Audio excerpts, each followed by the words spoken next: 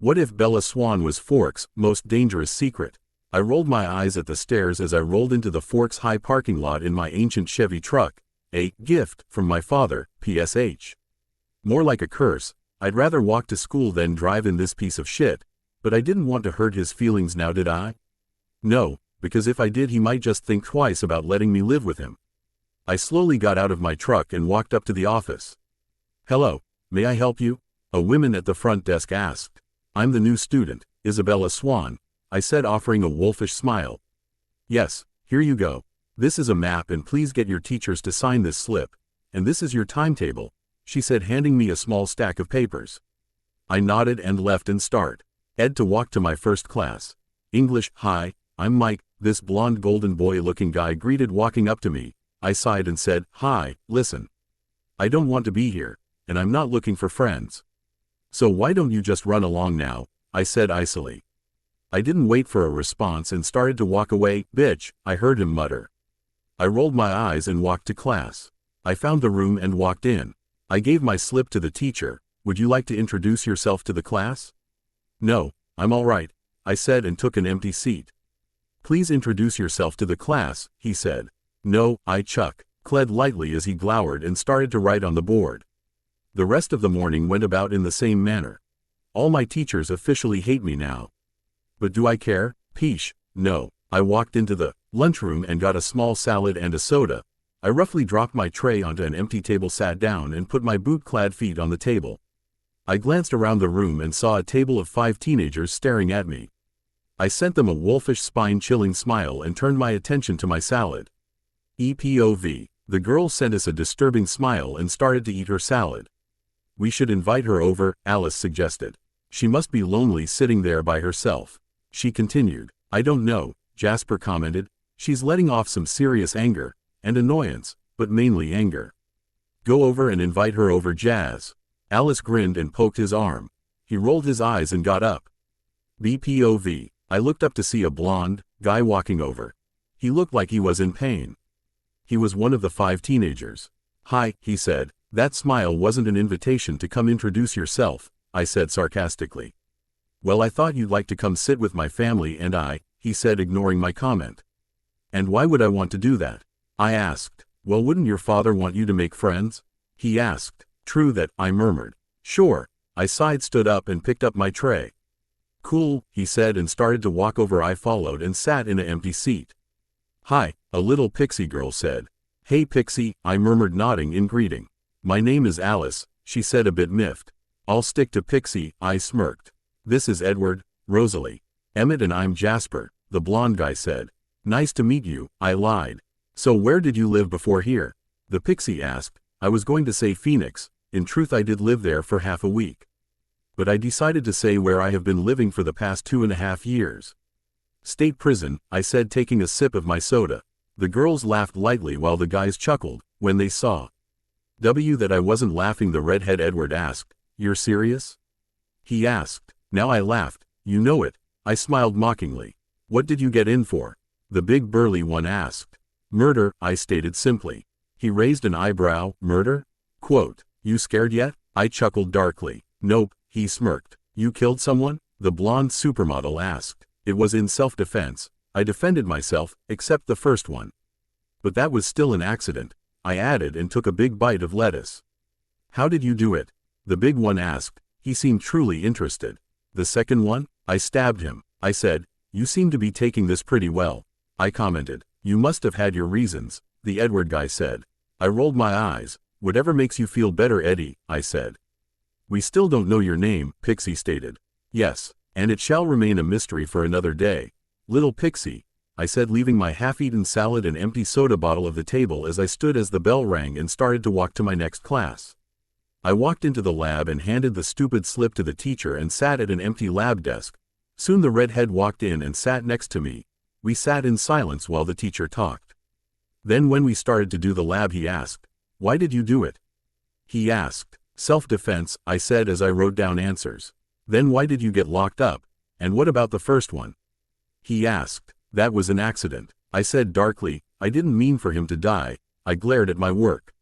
"He just wasn't strong enough," I muttered under my breath. He stopped asking questions then. Good for him, and we finished the work in silence. Soon it was time for gym, which being the new student I got to sit out for that. Soon I was on the slow drive home. I walked into the small one-story house, that was like a mansion compared to the small isolation cell I had been living in for the past 2.5 years. Slamming the door on the way, I stalked past my father and up the stairs into my room. Lammed that door too and dumped my stuff on the floor. Time for some decorating, though, as I dug through my bag for the can of spray paint in my bag. I shook the can and started to spray on the wall and covered my mouth with my hand. I sprayed random sayings and symbols over my wall and then stood back to look at my handiwork. I smiled a wolfish smile at nothing, and wiped my hands on the curtai. I dumped my homework in my wastebasket and fired up my out-of-date laptop. I checked my email, and as I was shutting it down, my parole officer called. "You have reached the owner of this phone, speak. Act now or be hung up on," I answered dryly. "Bella, it's me," Nick said. "Just checking in." "Yeah, I'm fine, Nick. School is boring and the kids are annoying, but I'm not about to kill anyone anytime soon. So you can go back to your everyday life now," I answered sarcastically. "'Kay, Bella, I'll call tomorrow. It is my job after all," he muttered and hung up. I threw my phone down onto the desk and pushed back. I fell back onto my bed and soon fell asleep. An early night after my first day of school. I woke up and lazily sat up. I looked around my room and smiled at my new decor. I swung my legs out of the bed and grabbed some clothes and soap. I walked into the bathroom and started the shower. I stripped down and stepped into the scalding water. I washed my hair and thought about cutting it, but being the lazy person I am, I couldn't be bothered. I finished up and turned off the water I got and got dressed and looked at my hair in the mirror. I ran my fingers through it and left the bathroom. I got my things ready for school and walked downstairs. I walked past my father and ignored as he told me I was running late and walked outside to my truck. I jumped in and started the slow drive to school. It was great to be outside again, to interact with people. For 2.5 years I was locked in a cell around the size of a gas station bathroom for 23 hours of the day. No visitors and why law and boring romance books to keep me entertained. Although I see why they did. I mean, I'm a ruthless killer. I smiled as I thought this. I swung into the parking lot and noticed that I was indeed late. I walked to the classroom and walked inside. "You're late," the teacher. "Thank you, Captain Obvious. I tip my hat to your intelligence, but it seems I have misplaced it," I said sarcastically. "Take your seat before I give you a detention," he threatened. "Ooh, I'm shaking in my boots," I muttered and went to sit down at my seat. He continued to teach his lesson and I zoned out.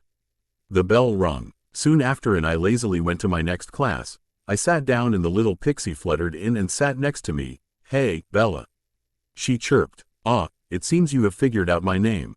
More power to you," I smirked. "Yes, I just asked around."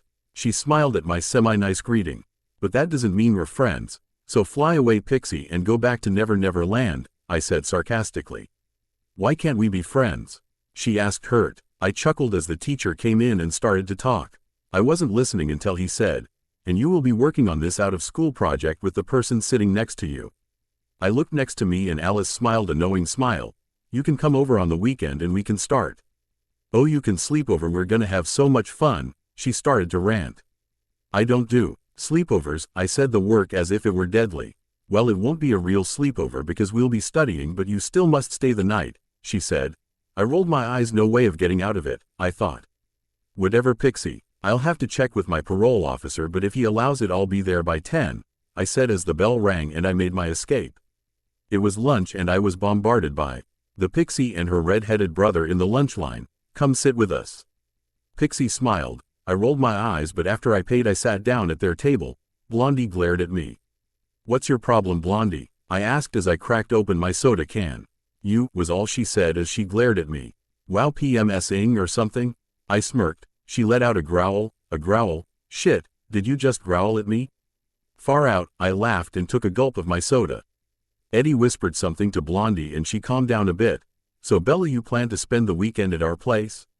he said. "Really, Eddie, I'd rather be sitting at home watching paint dry, but I know Pixie wouldn't let up," I shrugged. "My name is Alice, not Pixie," Pixie said. "That may be so, but you see I don't care," I smirked. "Well, I'll call you Jailbird then," she smirked as if she just won. I shrugged. "I say again, I don't care." "All right, Jailbird," she said.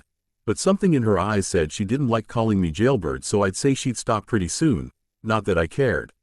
I opened the door and Charlie greeted me. Hey, I greeted back. I'm going to the Cullens' place on Saturday, I told him, didn't ask. Oh, okay, well have fun, he smiled. I nodded and went upstairs and into my room. Why are the Cullens trying to be my friends? I mean, they know I'm a convicted killer. Oh well, more power to me. I slowly pulled up to the house. Wow, they're fucking loaded. I muttered as I jumped out slinging a black gym bag over my shoulder. I walked up to the door and knocked sharply. A motherly-looking woman opened it. You must be Bella. Come inside. She ushered me in. She slid the bag off my shoulder and sat it down somewhere. It's great to meet you, I'm Esme. She smiled warmly. Nice to meet you. I smiled wolfishly and she flinched a bit. I smirked as we walked into the living room. You must be warm. Why don't you take your jacket off? Esme suggested kindly. I'm right, it's cold out. But the heaters are on, she countered. I sighed and shrugged out of my jacket. Oh Lord. Is that a knife? She gasped as her eyes zeroed in on the switchblade I had strapped to my upper arm. Well, I'll say it is. I faked gasped. I looked around and now noticed that everyone was standing up and no one was talking. Do you think you should be carrying that? What would your parole officer say? Pixie asked. I scoffed. Who says he knows? Parole officer? You were in prison? Esme asked. Yeah, for murder. Are you thinking twice about letting me stay? I smirked, trying to get out of this. Oh dear no, I was just surprised, she said. Bella, perhaps you should give the knife to us, Eddie said. Whatever makes you happy, Eddie. I shrugged and took the knife out of the strap. I flicked it open and threw it into the air. A few gasped as I caught the sharp edge of the blade with ease without cutting myself. I held the handle out to Eddie. He took it and flipped the blade back and put it into his pocket.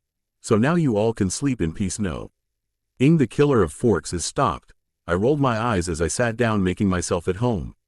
Everyone calmed down and we went on with watching TV, but after a while Pixie spoke. Bella, we should start that project. Off you go then, I said, not even glancing at her. You have to help me, she said, it's a partner project. I looked to her. Unlike you, Pixie, I don't care about my grades.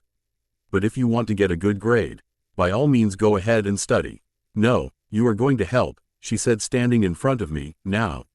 She growled angrily. I sighed and got up, and we walked upstairs and started the project on the First World War. Who knew the human race was so stupid? I muttered as I flipped through different textbooks. We were going quite well and around halfway done. My stomach growled. Come on, let's go get some food. Pixie suggested. I nodded and we started to walk down the stairs. We walked into the kitchen and we ate some food, although Pixie didn't eat much, claiming she wasn't feeling well. Meh. After I ate, a different hunger rose. I'd have to hunt tonight. I griped my head and groaned. Not in pain. Well, a little pain, but I could deal. But the hunger was getting worse. The ringing in my ears was getting louder. I've never waited this long to hunt before. But these people just don't sleep. Soon enough though, I started to hear doors close and TVs being turned off. About fucking time. I thought. I slowly sat up and got out of the comfy bed and slowly got my jacket back on. Eddie wouldn't give my knife back. I'd find a way. He'd have to let up soon enough. If not, well, I'll just take it by force. I slipped my boots on and peeked out the door. Not trusting the wood floors not to creak and give me away, I opted for the window. I walked back over to the window and opened it. The cold Washington air hit my face and I could see my breath as I breathed out. I looked around and saw a conveniently placed tree to my right. I swung one leg out and stood on the outside edge of the window. I jumped to the tree and gripped tightly to a branch and slowly started my descent. I looked around, checking if anyone noticed my leaving. Seeing no one, I started my trek into the forest, hoping to come across some campers. This was a long shot, and now my head was spinning. I needed to find someone soon. I walked for about 10 minutes before I came across a tent. I felt around with my mind. 2 people were in the tent. I easily knocked one out with my mind and smirked at how easy it was, and started to make a ruckus. The sound rung in my ears and I winced as a sudden headache started. God, maybe I might need the other? The person came out of the tent. A strong-looking man. Hey, I nodded. He spun around. What are you doing out here? You lost? Hardly, I smirked and stalked over to him. But I do need some help, I smiled darkly. What can I do? I walked right up to him now, right in his face, and smiled. He smiled back. Not scream, I said, and struck with my mind. He wasn't out. but couldn't respond much. He slowly started to fall to the ground as his legs failed him, and I lowered with him. I was kneeling and I exposed the back of his neck. I licked my lips and pressed them to the spine. I closed my eyes and concentrated. I felt a tugging almost there, I thought. Then everything let go. He whimpered and I knew he felt the snap as I penetrated his mind. I blow. CKED my mind from his useless memories. I didn't need to see that. And let the pure life energy flow. I started to feel him losing too much, so I pulled back and pulled in a deep breath. The cold air filled my lungs and I felt much better. I looked down at the man who was now breathing shallowly at my feet. He may be in a coma, but he'd live. Right now I felt alive. I smiled and I stood. I nudged the man with the toe of my boot and he groaned and rolled over. Yeah, he'd be fine. I looked around and dusted myself off and started my way back to the house. Feeling fulfilled and alive once again. Now that the fucking ringing in my ears and the haze in my head was gone, I walked briskly back to the house and climbed the tree. I stood on the branch and jumped at the window. I slipped and only just grabbed the edge of the window. I scrambled my way back up and in the window. I slipped my boots back off, took off my jacket and went back to the ever so comfy bed, finally being able to sleep now that the hunger was under control. For now at least. I woke up and stretched. Dude, this bed is comfy. I thought I have to score me when I sat up and got out of bed and started my way downstairs. Yon was already awake. Well, aren't you a lovely bunch of early birds? I greeted as I went to the kitchen because I could hear and smell something cooking. I walked in and saw Esme making eggs. Morning, I nodded. Hello, she smiled warmly, but something was off in her eyes. Sleep well? I asked. I'd say you'd all be sleeping in, after staying up for half the night, I said, sitting down at the table. Did we keep you awake? She asked as she sat the eggs and toast down in front of me. Oh, no, not at all. I lied, only kept me from sneaking out, I added mentally. Well, enjoy your breakfast. She smiled and left. I nodded and started to eat. I bit into the egg slavishly and grinned. It was good, real good. Even if it was only eggs, you didn't get much in prison. I polished up and walked into the lounge room and flopped down on the sofa. Morning, Pixie, Eddie, Backstreet Boy, Blondie, I said, nodding to each person as I said their respective nicknames. We do have names, you know, Blondie sneered. Well, I guess you're not a morning person. I mocked, rolling my eyes, and I turned my attention to the morning news, about some guy who got done for trying to rob a Burger King. I laughed. Dude, if you're gonna get done for a crime, rob some place worthwhile, not a fast food joint. I laughed at his stupidity. And I suppose you know all about that? Eddie asked. You know it, hun. I smirked and winked. I'm off the work, the doctor said as he was about to leave. Drive. Cullen, I met him last night. The father of the family. See ya, doc. Gonna go hunt some wabbits? I joked. He frowned. Well, no one here seems to have a sense of humor. Tough crowd, I said, and continued to watch the news. Everyone bid the good doctor farewell and all was silent other than the news. So, Bella, when are you going to get back to doing that project? Pixie asked. Sorry, Pixie, although it may not look it. I'm still asleep. Give me an hour and I'll get back to you on that, I said, not looking away from the TV screen. Well, we don't need to do much. We have all the information, we just have to work on presentation. I nodded, not really responding. You know, I heard some noise from your room last night. Eddie said, my room's right next to the one you were sleeping in, he explained. Is that so? Yes. Well, if you're waiting for an explanation, don't hold your breath, I said and looked at him. He raised an eyebrow. I also heard you jump out the window. Well done, Sherlock. You have finished level 1. Please go back to the main menu to choose a new adventure, I mocked. So you're not going to tell me what you were doing, or why?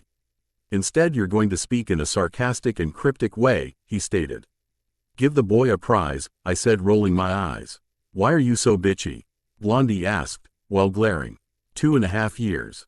In a room smaller than a gas station bathroom for 23 hours of the day. Does that to a person? I sneered. That's the past, move on, she sneered right back. I scoffed. Why are you so bitter? Huh? Something bad happened? That's none of your business. Her gaze turned ice cold. What are you hiding? Huh? I said quietly, darkly. What are you hiding? Eddie cut in. I smirked. More than you know. My smirk turned into a disturbing grin and I swore I saw him flinch a bit. You're crazy, Blondie muttered. Maybe so, Blondie, maybe so. I agreed. Far fucking out. How much CA? FFINA was this fucking Pixie on? Here's a hint. next time go decafe. And lay off the fluoro. I said as she underlined a heading in fluoro yellow. She had been going non-stop all day with this designing thing of the stupid project. Turns out we were also getting graded on presentation, and little Pixie here wanted a really good grade nerd. She just rolled her eyes. I want to get a good grade, was all she said. That excuse is getting really old, I said as I rewrote a heading to make it bold. Oh, the entire project had to be handwritten. After finding that out, I really felt like yelling at my teacher. I would resort to violence, but that'd violate my parole, and I do not want to go back to prison. Deal with it, was all she said. As it turns out, all that hard work got us a good grade. PSH if I care. I didn't need or want good grades. I'd rather just go my own way. But I'm still underage. Just a few more months, I kept thinking. Then I'll be out of here faster than you can say paro. La officer, I grinned at nothing as I got into my truck. Just 13 more months. I turned the little knob on the small stereo as far as it would go, and the blasting bass of the spill canvas bounced around my room.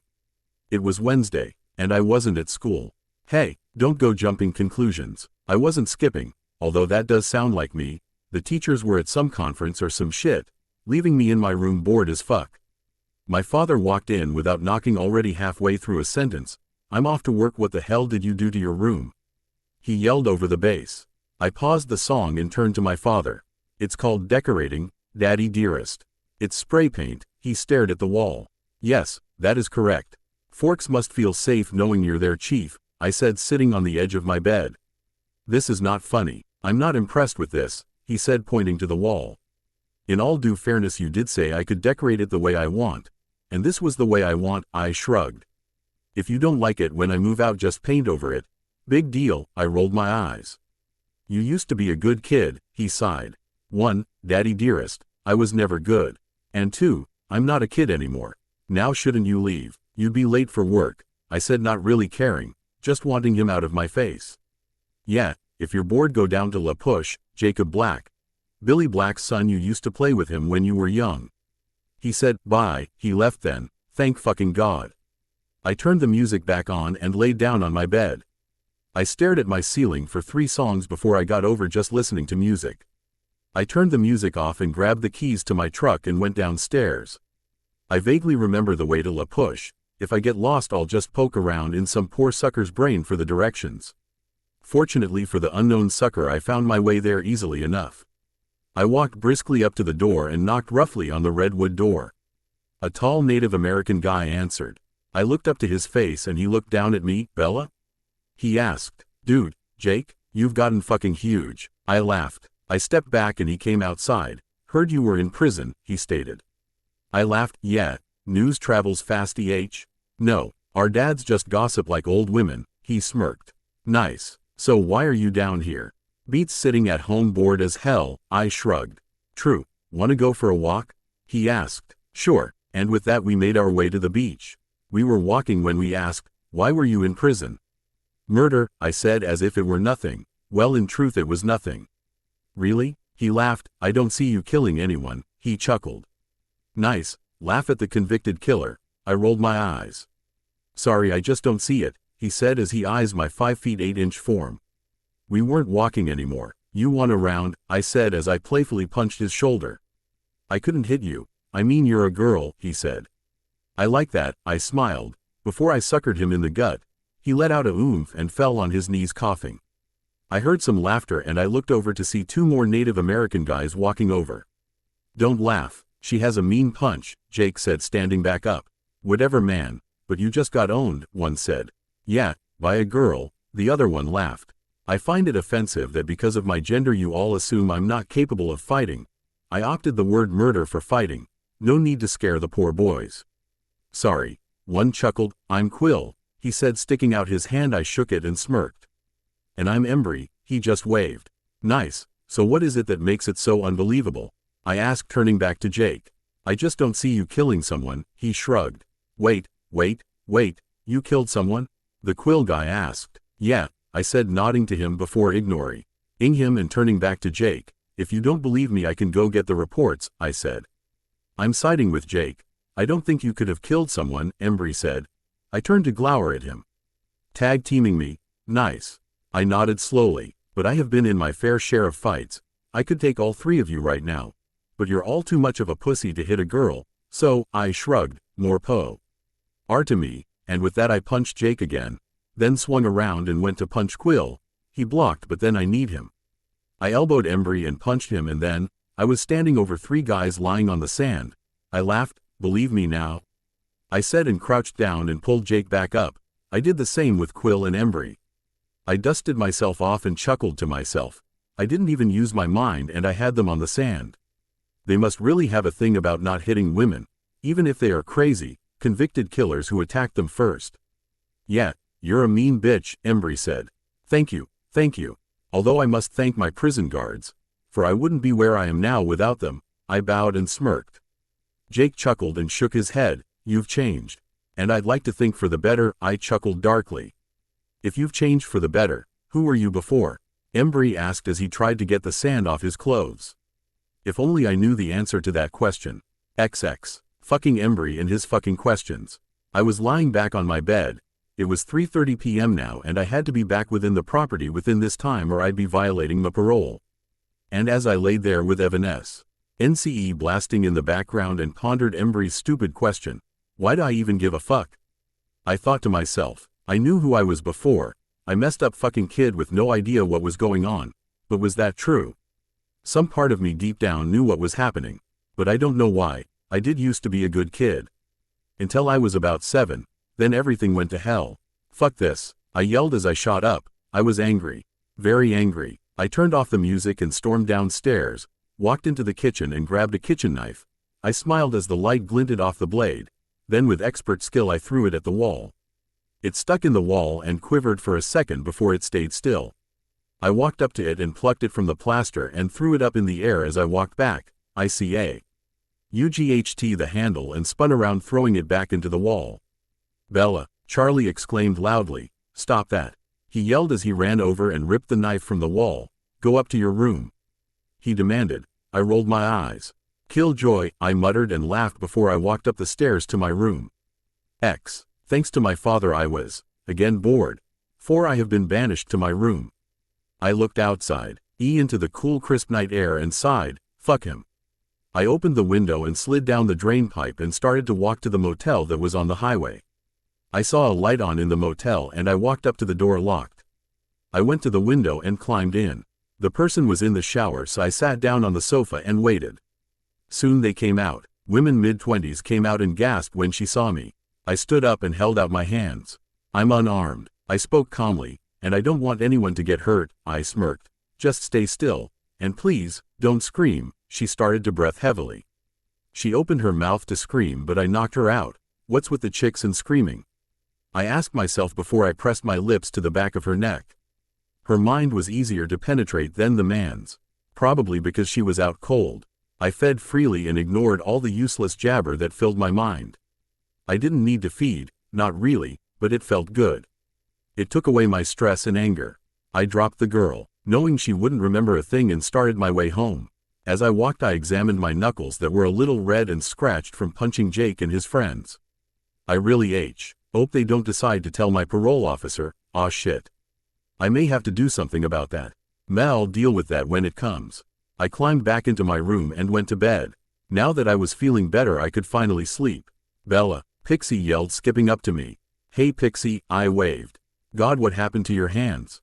She demanded, taking my left hand and examining my knuckle with her ice-cold hands. I sighed and pulled my hand away. None of your concern, Pixie. Did you get in a fight? You're too fucking perceptive for your own good. I glared at her. Yes, I didn't, but I wouldn't call it much of a fight. More of a friendly tussle, I smiled sarcastically. With who? Jacob Black, and Quill and Embry. Don't know their last names, I shrugged. She stared blankly at me for a minute, before shaking her head and walking to class. I shrugged at her weirdness and walked to English. I walked into class to see it's already started. Nice for you to join us. This is the second time you've been late. The teacher glared at me. Listen, I'm late by what? 1 minute? So just chill the fuck out. You're still taking roll call, so chill. Don't make me give you detention, he threatened.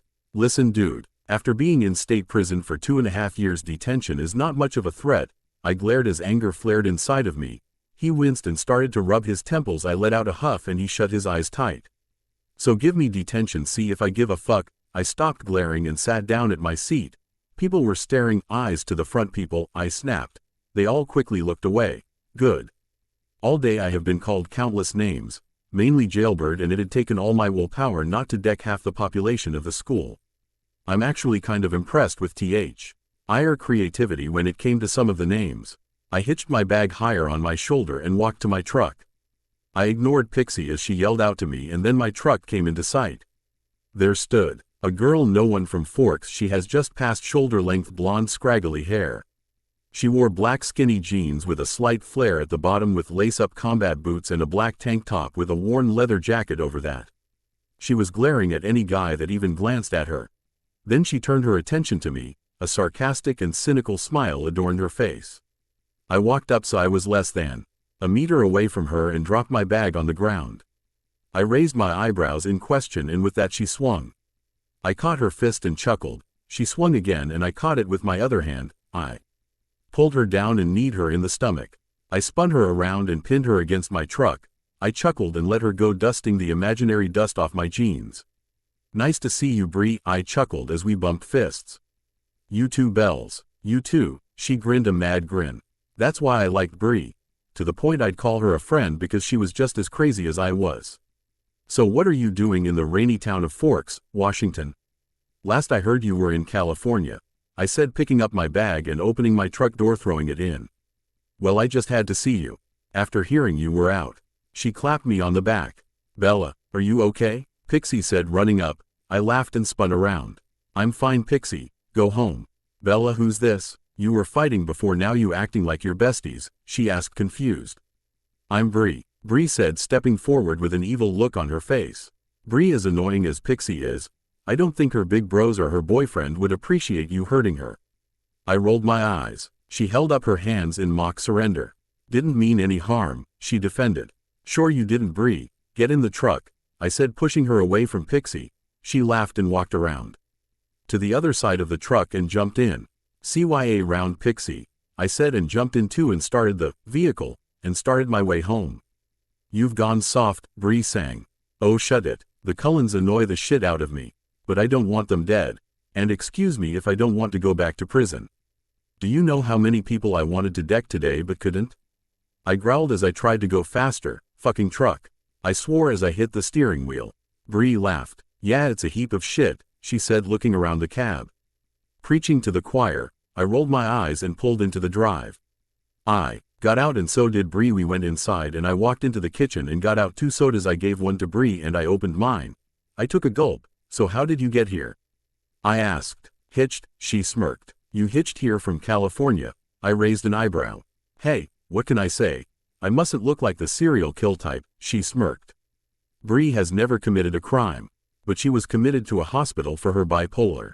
That, and she was convinced her stepbrother was going to kill her, but no, not the golden boy, not the straight-A student who's on the honor roll. She was right, and when they found this out, after a few tests showing he was raping her when she was at home, they let her out after giving her some pills for her bipolar. She didn't take them, for which I was glad. Heaven forbid that I had a normal friend. I laughed. Yeah, so I'm guessing you'd want to stay here? I asked. No, I have connections in Port Angeles. Connections as in a hot guy, I smirked. You know me too well. She sighed and chugged the rest of her soda and threw the can away. Well, I'm off. Nice to see you again. Yeah, I smiled and we bumped fists. Bye, I called as she walked out. I shook my head. Not many people wanted to befriend me. Bree's won and now the Cullens, but the Cullens are normal, and I shouldn't involve them in my world of hatred and killing. I woke up the next day, Friday, and started to get ready for school.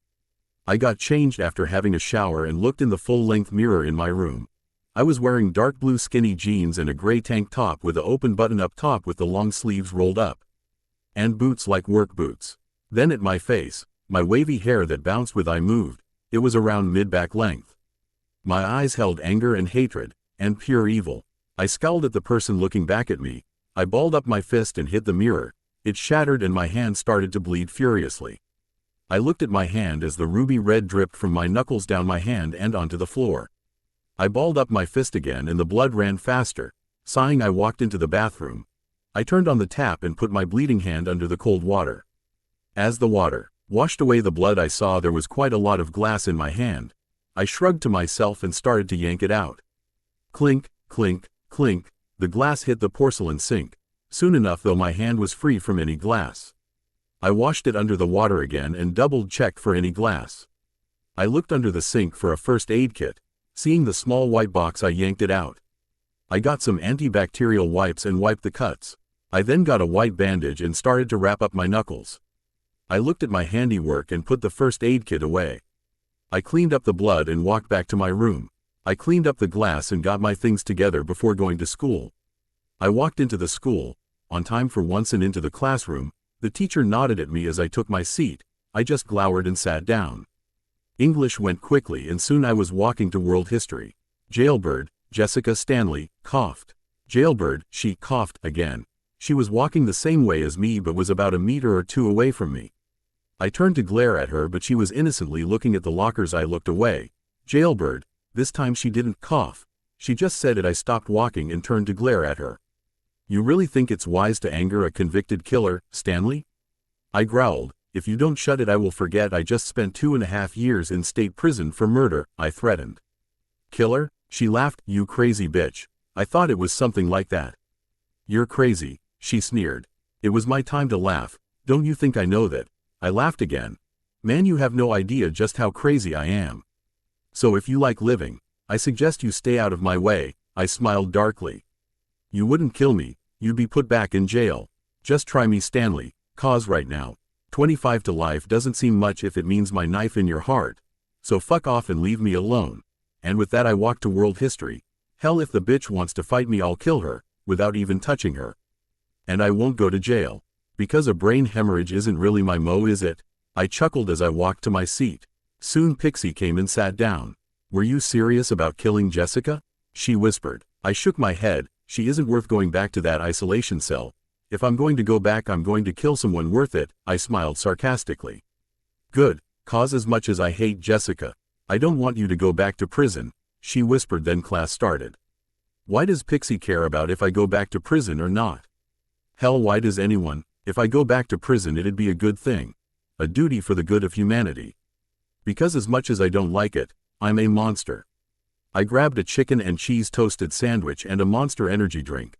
How ironic, I thought. I sat down at the Cullens table and nodded. Pixie, Eddie, Blondie, Backstreet Boy, Emo, I nodded to each person. I'm not emo, Jasper muttered. Could have fooled me. I laughed and bit into my sandwich. Fuck, this is actually really good. Good on M. I smiled at the sandwich and took about bite and opened the Monster and took a gulp. Heard you threatened to kill Jessica Stanley, Backstreet Boy laughed. No, I didn't threaten to kill her. Yes you did, Eddie butted in. I rolled my eyes. I simply reminded her not to piss me off if she values her life, I shrugged. In other words, you threatened to kill her, Eddie said. I shrugged. Whatever floats your boat. I'm glad someone finally put someone in her place, Backstreet Boy chuckled. Happy you approve, I mumbled through a mouthful of food, ISC. Off down the rest and chugged the Monster just as the bell rang. I crushed the can with my hand and smiled as my knuckles screamed in protest. I left the mess on the table and went to my next class. I slowly cut the sandwich in half and debated to throw the knife in the wall. Just to piss my father off, but thought better of it. I dumped the knife in the sink and sat at the table and started to eat my sandwich. My father came in from work then. Hey Bella, he greeted as he unloaded his gun and hung up his gun belt. He came in. What happened to your hand? He asked, nodding to the bandage. Do you want the truth or a sugar-coated lie? I smirked. The truth please Bella, he said, rubbing his temples in frustration. Did you get in a fight? He asked. No, I just punched the mirror this morning, I shrugged. He looked at me with a confused expression.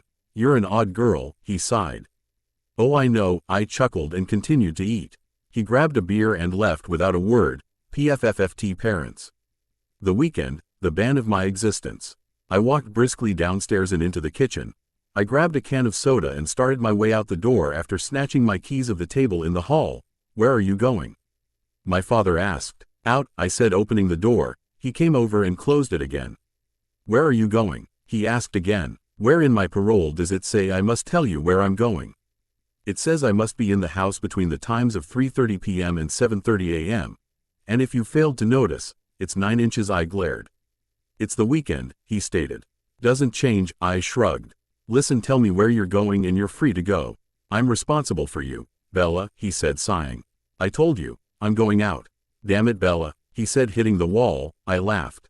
Chill, I'm going to Port Angeles. Happy?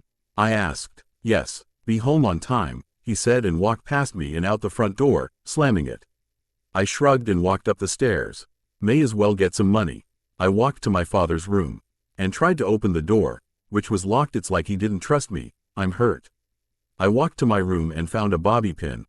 I walked back to the door and started to pick the lock. Soon I heard he click I was waiting for, and I opened the door. I smiled and started to look for some money, and there on top of his dresser was a large glass jar that had Charlie's Swear Jar written on it.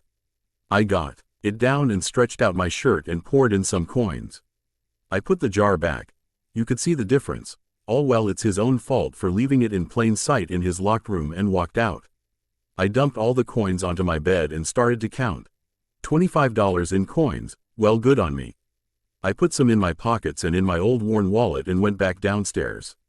I walked outside, didn't bother to lock the house. Into my truck I got in and started the drive.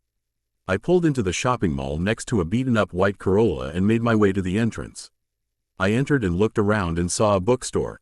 Shrugging, I walked in. I looked around the genres until I found the one I wanted, Supernatural. I skipped through the titles, laughing a little at some of them. Sighing, I picked one up that said Demons. I skimmed through the pages. This is shit, I thought. I picked up another Vampires. The True Story. I skimmed through this one too. Nothing different to the movies I've seen. PFFFT, I'm wasting time.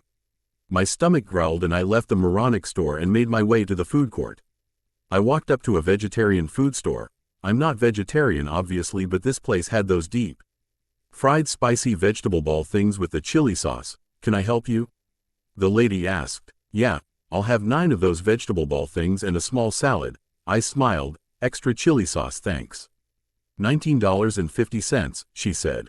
I pulled out my wallet and started counting very slowly just to piss her off.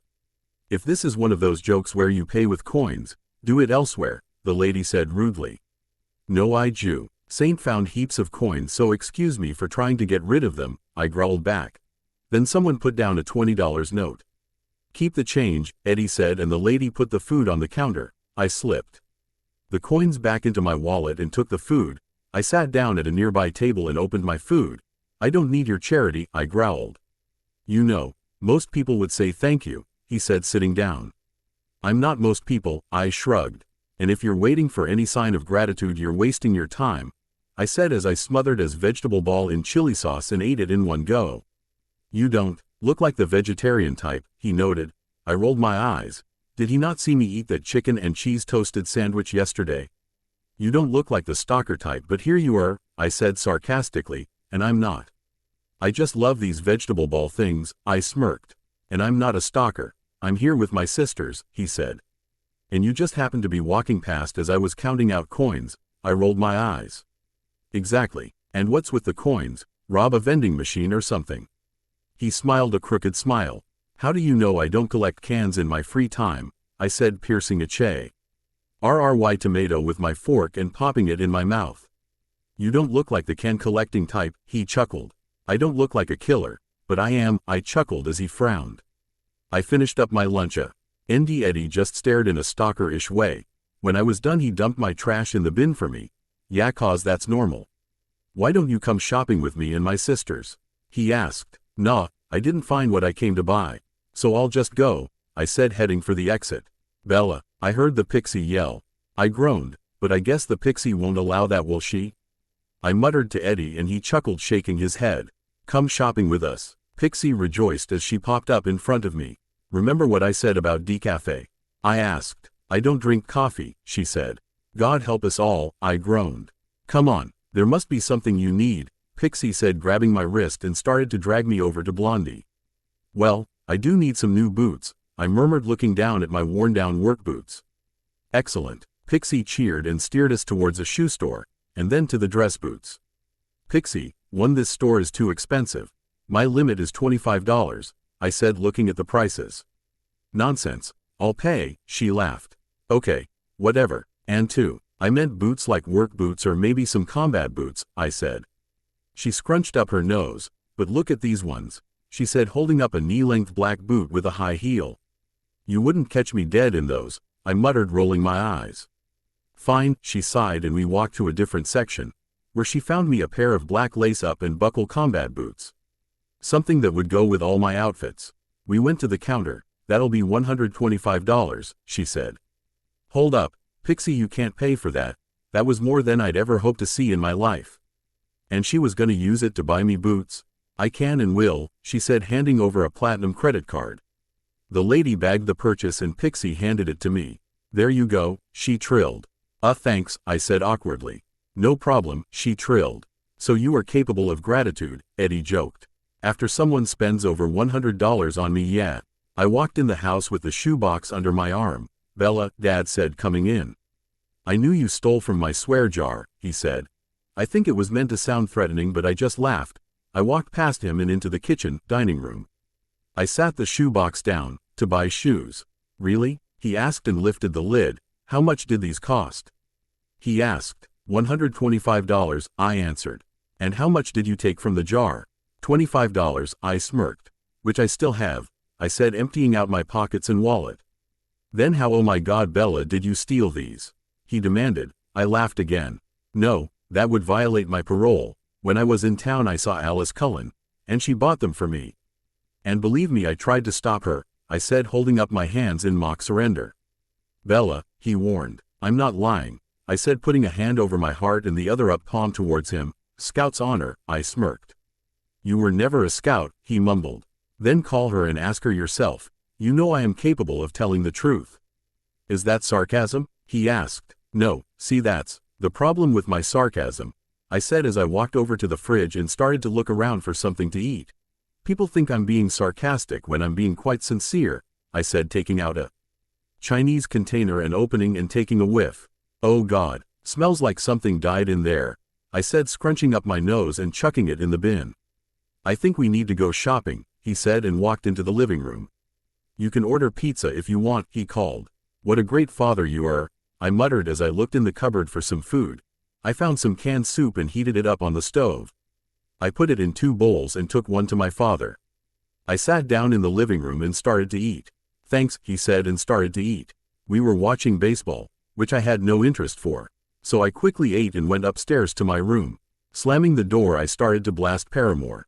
After about an hour, Charlie came up and asked me to turn off the music because he was going to bed and needed to get up early in the morning. I didn't turn it off and just turned it down a tad. I was in my room, bored as hell. Shrugging, I climbed out my window and down the tree there and started to walk to the motel. It was raining, not enough to really see it, but you could feel it on your skin. I looked at the motel. No lights were on. I felt around with my mind. No one was staying at the Forks Quality Inn tonight. Sighing, I walked back into town a bit. I saw a 2-story house with a light on. Smiling, I walked up and examined the house to see how I could get to the 2nd-story window. There was a jasmine vine creeping up the side of the house on some wooden mesh. After pulling it to see how sturdy it was, I gripped it and was about to start climbing when someone pulled me from behind. I was now just within the forest line and Emo, Eddie and Backstreet Boy were staring at me. I thought you weren't a stalker, I glared. I'm not a stalker, Eddie growled. So you just so happened to be W. Alking past when I was about to sneak into that house, I raised an eyebrow. Yes, he answered. I sighed. What were you doing? He asked. I was visiting my secret lover. Out parents don't approve. It's rather romantic if you ask me. Like Romeo and Juliet, I said sarcastically. You can tell us or we'll make you tell us, Emo threatened.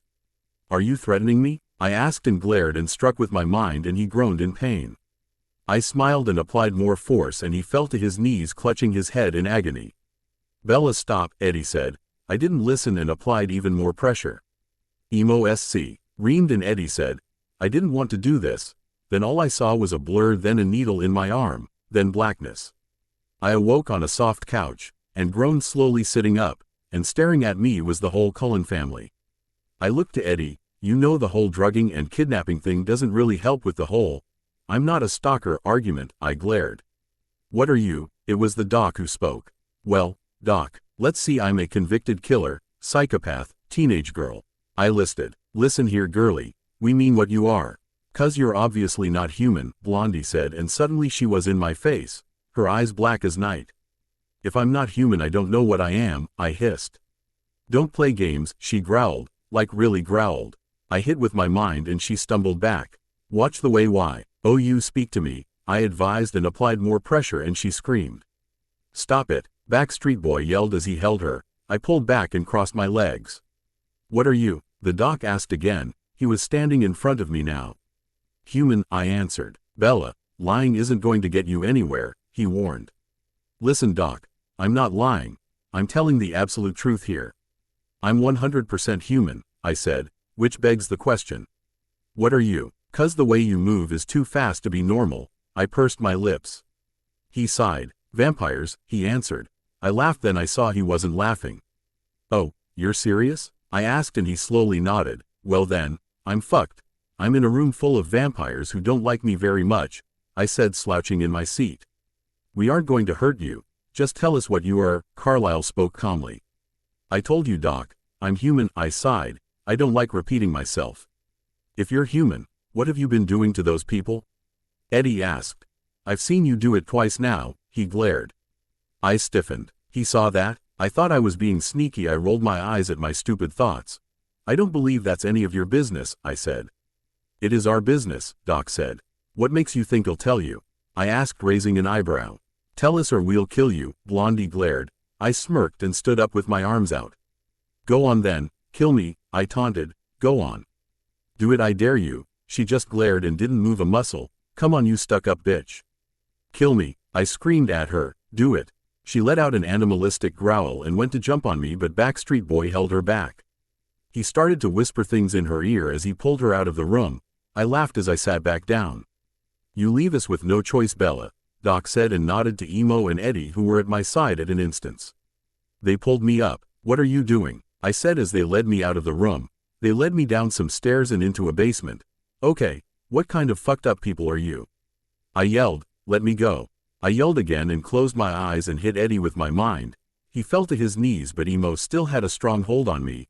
I let go of Eddie's mind and attacked Emo's H. He let go of me for a second before Eddie had me back in his grasp. You can't do that to all of us at once, he said.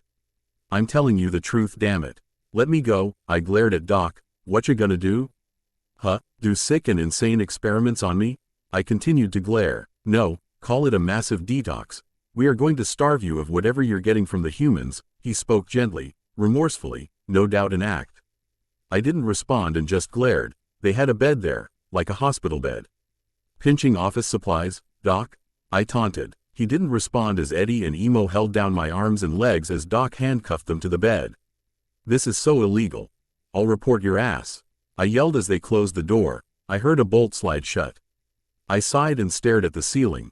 I did need to hunt, hence why I snuck out. The headache was already starting and the dizziness wasn't far off. Groaning, I let my head sink into the hard pillow. EPOV only once, maybe twice. That was the last resort. We didn't want to do that. If only she told us what she was.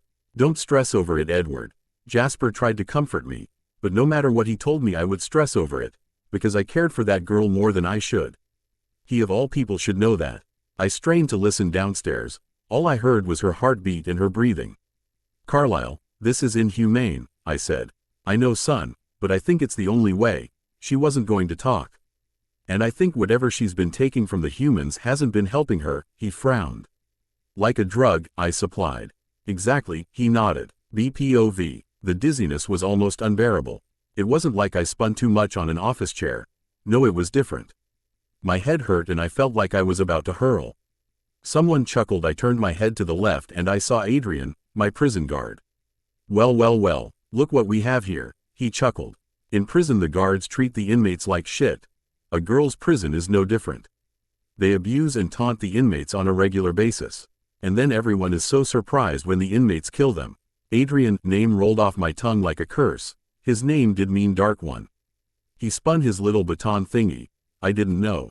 The name, he chuckled and brought it down on my stomach with amazing force. I let out an oomph as the wind was knocked from me. I filled my lungs with air trying to regain control of them. He hit my legs and I groaned at pain. He chuckled. I tried to use my mind to make him stop. He didn't even flinch. He then produced a knife. My knife. He flipped opens the blade. No, I gasped, no. I said again and pulled on the cuffs. He lifted my shirt to reveal my stomach. He slowly drew the blade across my side. I pulled my lips into a tight line and shut my eyes against the burning pain, refusing to scream. He took the blade away from my skin and I let out the breath I was holding and panted. I looked down at my stomach to see blood falling onto the hospital bed. Then without warning he stuck the knife in my side. I gasped and held my breath to stop from screaming. Then he slowly turned the knife. I couldn't help it and I screamed a horrific scream. He chuckled as he withdrew the knife. He studied the blood on the knife. You sick bastard, I screamed at him. He grinned like a maniac. Scream at me all you want. It's not going to change. Well happen, he said and cut a deep cut from my belly button to my chest. I screamed at the top of my lungs, and a single tear fell down my cheek. Ah, look at that, she's crying, he taunted as he stuck a finger into my wound. I screamed as my back arched off the bed in pain. Please, I gasped. Please Santo. I was cut off by my own scream. Not gonna happen, honey, he taunted. He reached into his jacket pocket and pulled out a small shaker of salt. My eyes went wide. Don't, I said. He grinned as he took of the lid and poured the entire contents all over my cut-up stomach. I screamed in agony. Stop, I screamed, you sick cock-sucking asshole. I swear to God if I wasn't chained up I'd kill you. I'll kill you, I screamed at him as I pulled on the cuffs that were chaining me to the bed. Not if I kill you first, he said as went around to stand behind my head. I felt the knife on my neck, and just as he was about to slit my throat, it all disappeared. Panting, I looked at my stomach expecting to see a salty, bloody mess. But all I saw was my shirt, which covered a perfectly normal stomach. I fell back down onto the bed still panting as I forced my heart rate to return to normal. I heard someone walking in the room and I looked to my right and saw a 13-year-old me. To answer your question, yes, you're hallucinating, she said, walking over to me, shaking her head. Look what you've become. I'm you, idiot, I said. Yes, I know, and you just called yourself an idiot. She smirked and walked over to the end of the bed where my feet were. Look what we've become, she sighed sadly. What happened to wanting to go to an Ivy League college? We can't now, she glared. We had so many dreams, she said, coming over so she was on my left now. Things change, kid, I responded. You could have changed it though, you still had a choice. I didn't want to become this. Do you think I wanted this? I demanded. Yes, I do. Because deep down, you like it. You like being in control of others, of people fearing you. Oh, go to hell. You stupid bitch, you don't know what you're talking about. I screamed at her. Shrugging, she disappeared. Fuck, I muttered to myself. I'm going insane, I said, shaking my head. Yes, you are, a gentle voice said. I looked up to see Andrew. Andrew, I smiled. What, how are you? I didn't know how to speak. You killed me, he glared. I let out a sob. Andy, I'm sorry. I didn't mean to, I tried to tell him. You didn't even try to stop, I said as his hand came down and around my throat. Please, I grasped out. He squeezed down on my throat harder and I couldn't breathe, let alone speak. You killed me. I had my whole life to live and you killed me. He screamed in my face. Tears were falling down my face now as my vision got blurry. Then he was gone too. I sucked in another deep breath. I heard the door open and Edward walked in. Edward, I sighed, maybe they're gonna let me out. He didn't say anything. He just walked over to me and forced my head to one side, revealing my bare neck. Then he lowered his head. What are you doing? I asked. He bit down then and I screamed as fire started to burn in my veins. I felt him sucking out my blood. My life then, just as I was about to black out, it all disappeared again. Damn it, I screamed up to the roof. Kill me. You hear me up there? Kill me, I screamed as more tears fell. I hadn't cried this much since Andy. I fell against the bed in defeat. I'll talk. I swear, I'll tell you everything, I yelled. My vision was getting blurry and I only vaguely hear someone enter. It was Carlisle and Edward. You'll talk? Carlisle asked. I nodded. I could barely talk. I was feeling weak. Carlisle, Edward sighed in a warning tone. You know what she needs. I guess I was wrong. We'll be back, he said, and they both left. Wait, I called out. Wait, let me out. Quote. I went limp on the bed, giving up. Not so strong now, are you? Groaning, I opened my eyes to see who was here now. Jackal was staring back at me. Fuck this, I muttered. Well, isn't it Bella fucking Swan? Pleasure to see you again, he said, bowing. I know you're gonna beat the living shit out of me, so why don't you get on with it? I sneered, glaring daggers at him. Okay, he shrugged and held up his hand, that had iron knuckles of them. He then started to punch me continuously. I was spitting up blood after 5 minutes. And I was wondering where the fuck Edward and Carlisle went. Bella, he said in a sing-song voice. I groaned and coughed up more blood. Look at me, Bella. He drew out my name. I shut my eyes tight, but then he forced my head to the side and forced me to look at him. I'm gonna kill you now.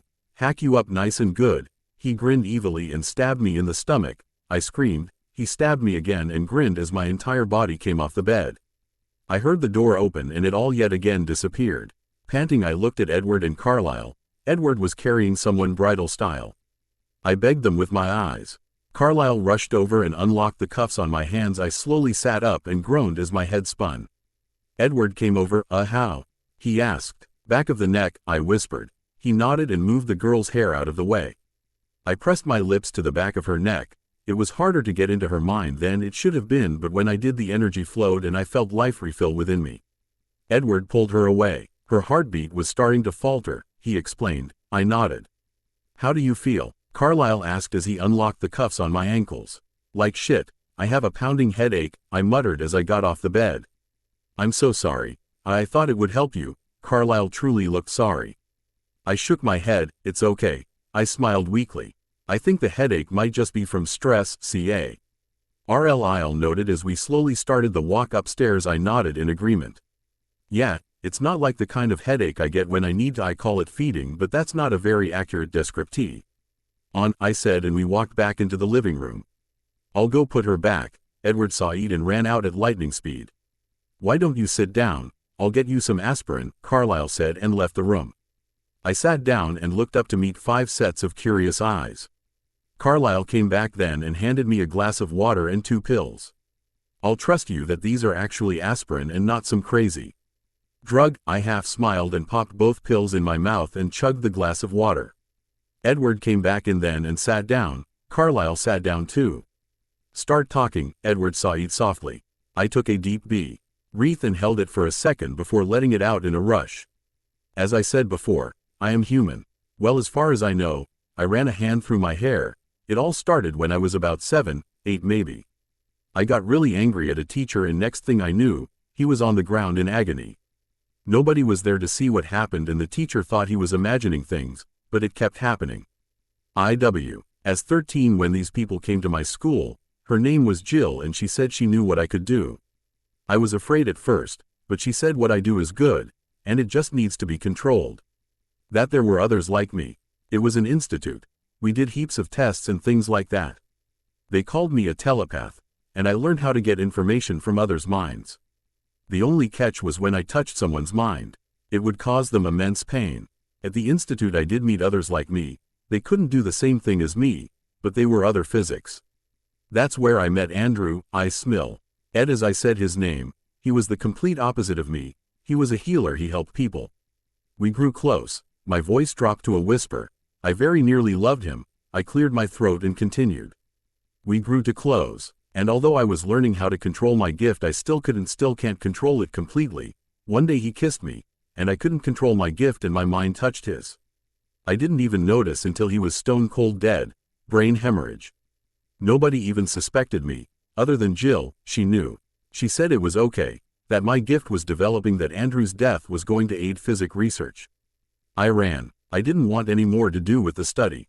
Although nobody could prove it was me, people still gave me odd glances. I shook my head. After Andy died, that's when the hunger started.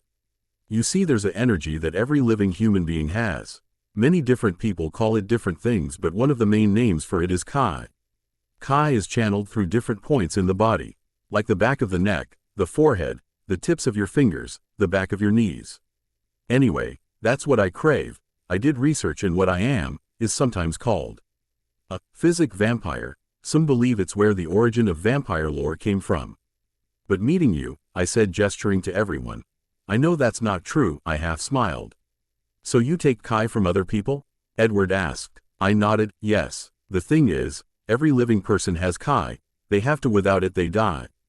And if you lose Kai, your body just generates more. Like blood, but I can't in everything. Do I use Kai and I need more off others in order to survive, like a parasite, I added mentally. I'm so sorry, Carlyle said. If I knew I would never have locked you down there. He put his head in his hands. It's fine, Carlyle. You didn't know, I sighed. He looked at me. You called me Carlyle, he said, a small smile on his face. I shrugged. Maybe it's those drugs Edward gave me, I said, jerking my thumb in the direction of Edward. Hey, anyone know the time? I asked. Yeah, Edward sighed, checking his watch. 1 a.m., he said. I should get home, I said, and stood up. We can talk tomorrow if you want? I asked, scratching the back of my neck. Okay, Carlyle nodded. I'll drive you home, Edward sighed. I nodded. Bye, I said, waving a small wave. We walked outside and I slid into the shiny silver Volvo. We heard you screaming, Edward sighed after a minute of silence. Okay, it came out as a question. What was I meant to say to that? What was happening? He asked, looking at me and paying no attention to the road. I was being tortured, if you must know, I answered bitterly. Have a nice night, he said. I only just realized we were already back. You drive like a maniac, I smirked. And you too, I said, getting out and started to climb the tree again. I climbed through the window and took off my boots. Not bothering to change, I slid into the bed and fell into a peaceful sleep. Bang, bang, bang, piss off, I moaned. Bang, bang, bang, go away, I whined, pulled my blankets over my head. Bang, bang, bang, oh fine, I yelled and got up and walked downstairs and yanked the front door open. What? I snapped. There stood Edward with a smirk on his face. Did I wake you? He asked innocently, looking at my cluttered form. No shit, Sherlock. I rolled my eyes and looked behind H. I saw Alice sitting in Edward's fancy-ass shiny Volvo. You may as well tell Alice to come inside. I yawned and started to walk away. I need a shower, I muttered to myself. I walked up to my room. ND grabbed some clean clothes and such and then walked into the bathroom. I had a shower and washed my hair. I then got changed and walked downstairs. I walked into the kitchen and sitting at the table was Edward and Alice. Hey, I greeted as walked to the fridge and saw eggs. Shrugging, I grabbed the eggs and started to fry them up on a pan. I put some toast in a toaster and soon my breakfast was done. I sat down and both Alice and Edward made a face at my food. I guess vampires don't like eggs? I asked mockingly, raising an eyebrow. No, Edward sighed. Any human food smells and tastes like dirt to vampires, he explained. I shrugged and continued to eat. So what's on the agenda, people? I asked. Well, we are going over to our place to talk, Alice said. And that's a valid reason. Want to wake me up at some ungodly hour of the morning? I asked. It's almost 10 o'clock, Edward pointed out. I didn't get to bed till 1 in the morning, I grumbled as I polished off my breakfast. I put the dish in the sink and drank a few mouthfuls of juice out of the carton. I found some mints and popped one in my mouth. Okay, let's roll, I said and went outside. I got in the front seat of the Volvo and Alice got in the back. Edward started the car and we were zooming around the streets. You drive like a madman, I observed. I like that, I smiled as he chuckled. In no time at all we were in front of their very large house. We got out and started to walk up the stairs. I sat down in the living room and Carlyle soon joined us. Jasper was there too with an arm around Alice. I take it he didn't trust me, PFFFT. So, what did you want to know? I asked, lounging back in my chair. The second guy you killed, Carlyle trailed off. Well, after Andy I sorta moved out, onto the streets SL. Eeping in homeless teen shelters and such. I only went home every few months, and this guy tried to mug me. As I said, self-defense, I shrugged. So you didn't use your mind? He asked and I laughed. No, I stabbed him, I said in a duh tone. Carlyle nodded. So, tell me about vamps. I started. I mean, do you burn in the sun? Sleep in coffins? I started with a mocking smile. No, we don't sleep. Carlyle said. And we don't burn in the sun, he said. I rolled my eyes. Well, that's no fun, I said. It was Carlyle's turn to roll his eyes. This surprised me. The good doc is capable of impatience. Why aren't you at the hospital? Aren't your patients just dying to see you? I raised an eyebrow mockingly. He sighed. Yes, I'm leaving in about half an hour, he answered. Oh good, because they so many more vampire-based jokes, I grinned. Yes, I have to go get ready though, he said, leaving the room. I chuckled to myself. Why the glum faces? It's as if someone died, I smirked. That's no even funny, Edward saw Ed picking up the remote and turning on the TV. Am I going to get answers? What's so special about you vamps? I asked. Enhanced speed and strength, and I can read minds, Alice. And see the future, and Jasper can feel and influence others' emotions, Edward explained. So, I said, looking at Jasper, you're like a walking talking chill pill, I smirked. Yeah, well, you're a mind freak, he retorted. Oh, I'm more than just a mind freak, I said flirtingly and added a wink. If you failed to notice, Jasper and I are married, Alice said, getting defensive. Married? Okay, well, I didn't mean anything by it. I swear, I raised my hands in surrender. Alice still looked miffed. Chill, Alice. Despite how I act and the rumors I'm sure that are going around school I'm not a complete slut, I rolled my eyes. You called me Alice, she grinned. Yes, I'm known to call people by their names every now and again, I rolled my eyes. She came in it by me. Jasper sat at her other side. I have something to ask you, Alice said. You can get information of others by touching their minds, she stated, and I nodded. How come you didn't already know about vampires? You touched Jasper's mind before anyone told you. Well, I did touch his mind, but I didn't go into it. It's hard to explain, I said, shaking my head. Well, I was wondering if you could look into my mind, Alice said. I stared at her like she was crazy. You want me to look into your mind? You realize that would cause you immeasurable pain, I said. She nodded. Yes, I know, but I don't know anything of my human life, and I hear that amnesia patients have all the information stored in their brain, they just can't reach it. So I was wondering if you could, she finished. I sighed. If that's what you really want, I shrugged. Yes, please, she nodded. Okay, lie back and close your eyes. I tried to sound like I knew what I was doing, but I hadn't the slightest fucking clue. I put my forefinger and middle finger on the center of her forehead. She jumped up and I pulled my hand away. Is that uncomfortable? I asked, raising an eyebrow. Why did you do that? She asked. Physical contact makes it easier, and in people with physic powers there's a myth they have a third eye on their forehead. It would be easier third eye to third eye. But that might be a bit too awkward, I chuckled. Okay, she nodded and relaxed back into her seat. I put my fingers back onto her forehead and I concentrated on reaching out to her mind. I found it, but I could really get into her mind. It was like I was walking along, then came across a 100 feet high wall.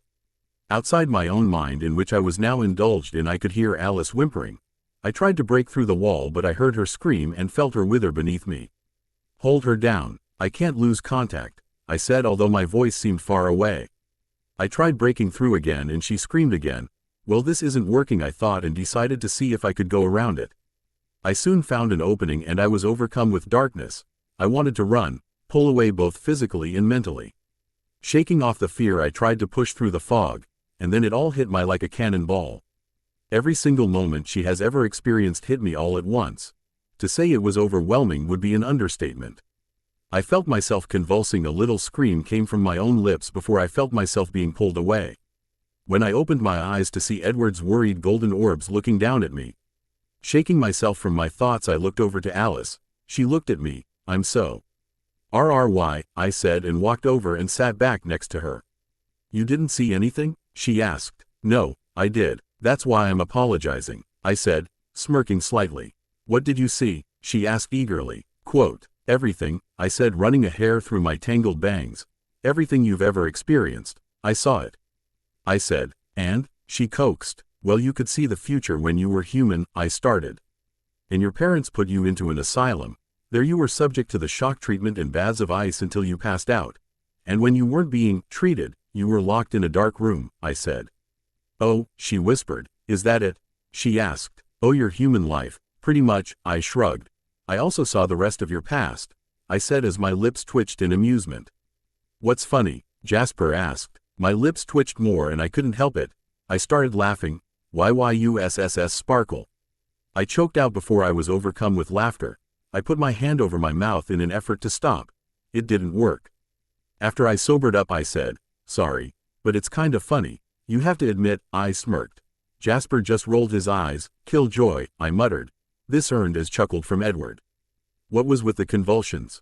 Jasper asked. I have never been hit by that much information before. It was overwhelming, I finished lamely. Right, Jasper murmured, and then a very awkward silence filled the room. What has webbed feet, feathers, fangs and goes, quack quack? I asked everyone in the room cheerily. What? Alice grinned, playing along. Count Duckula, I smirked, and Alice's tinkling laugh filled the room. That wasn't funny, Jasper said. And FYI, we don't have fangs, he said, and I laughed under my breath. Did you just say, FYI? I asked, chuckling. Oh, shut up, he snapped. Hey, what does it feel like to be demoted from an army major to high school student? I asked mockingly. How do you? He started, but I cut him off. I looked into Alice's mind. I know everything she knows, and that means everything about you, I smirked in victory. Alice doesn't know everything about me, he smirked right back. What don't I know about you, Jazzy? Alice asked, looking hurt. I smirked at my handiwork. I'm allowed secrets, was his lame comeback. I have no secrets with you. Alice stood up and stormed off upstairs. Jasper followed quickly behind. I snickered. Chaos, panic and disorder. Why work here is done, I said, dusting off my hands and crossing my arms over my chest proudly. Edward chuckled. I don't think the fight's going to last long. But good work, he smiled a crooked smile. IGHED happily. It's always known my work is appreciated. Yes, any other vampire-based jokes? Edward asked, sitting down next to me. Oh, yes, so many more, I grinned mockingly, but really sparkling? I laughed. That's just cruel. And not very threatening to say the least, I smirked. Are you saying I'm not threatening? He asked and raised an eyebrow. That's exactly what I'm saying. I bit my lip and raised both my eyebrows. A fierce growl came from his lips and I laughed. Ooh, so scary, I said sarcastically. And then he shot up at a speed I didn't think was possible and spun me up with him, and then I was flying. Well, it felt like flying. Then it stopped and we were outside, behind the Cullen house. I laughed. That was awesome, I grinned.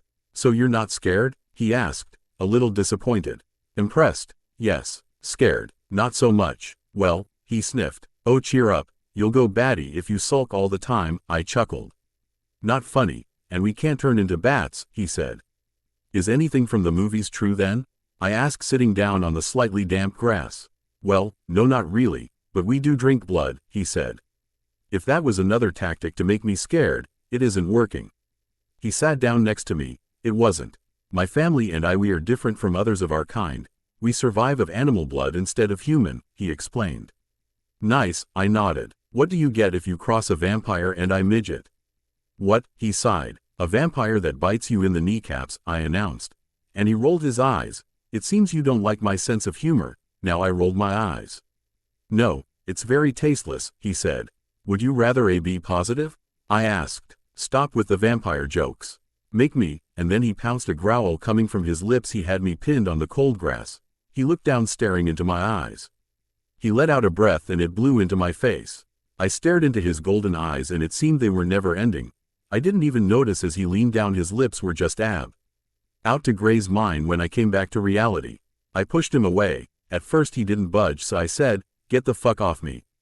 I said and pushed him again. He got off me and sat back on the grass. What the fuck was that? I yelled at him, standing up. Bella, I'm sorry. He stuttered and started to stand up. No, just stay the fuck away from me, I sneered and started to walk off.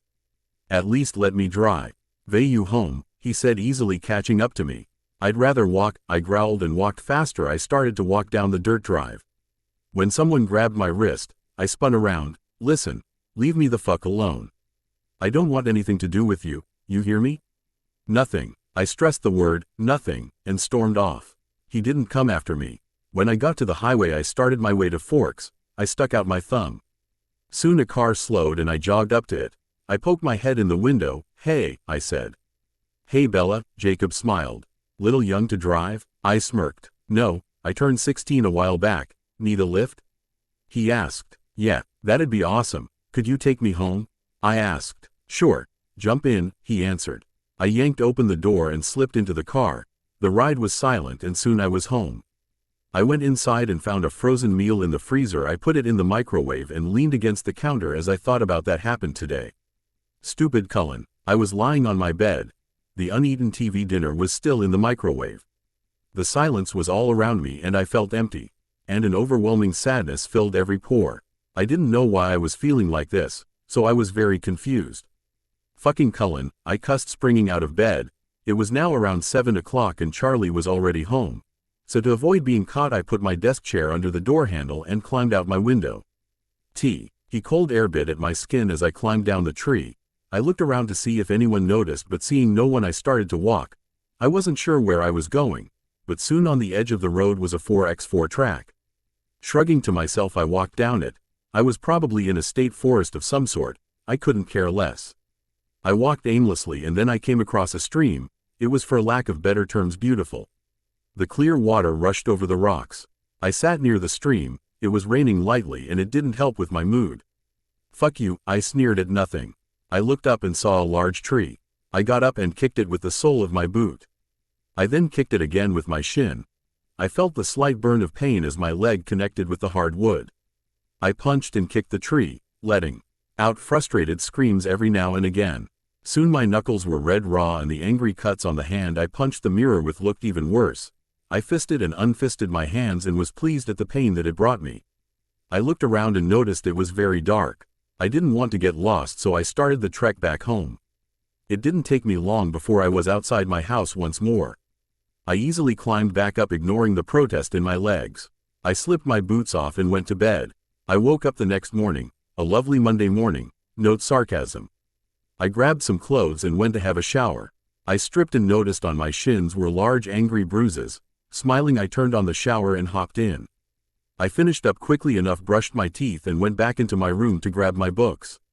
Once everything was packed, I walked downstairs and straight out the door. I jumped in my truck and started the drive to school. I parked my car and walked to my first class. The tie feeling was still there and I felt like punching something or someone. I wonder if I punched Cullen if it would just hurt me more than it would hurt him. Well, it would get the point across. I trudged to my first class and plopped down in a seat. It was lunch, and I sat at the empty table I had the first day I started. And Pixie fluttered over. "Come sit with us, Bella," she smiled. "Fuck off, Pixie, and leave me alone," I answered, not looking at her but keeping my gaze on the scratched surface of the cream-colored table. "What's wrong, Bella?" she asked. "What's wrong?" I turned to look at her and she flinched back from my glare.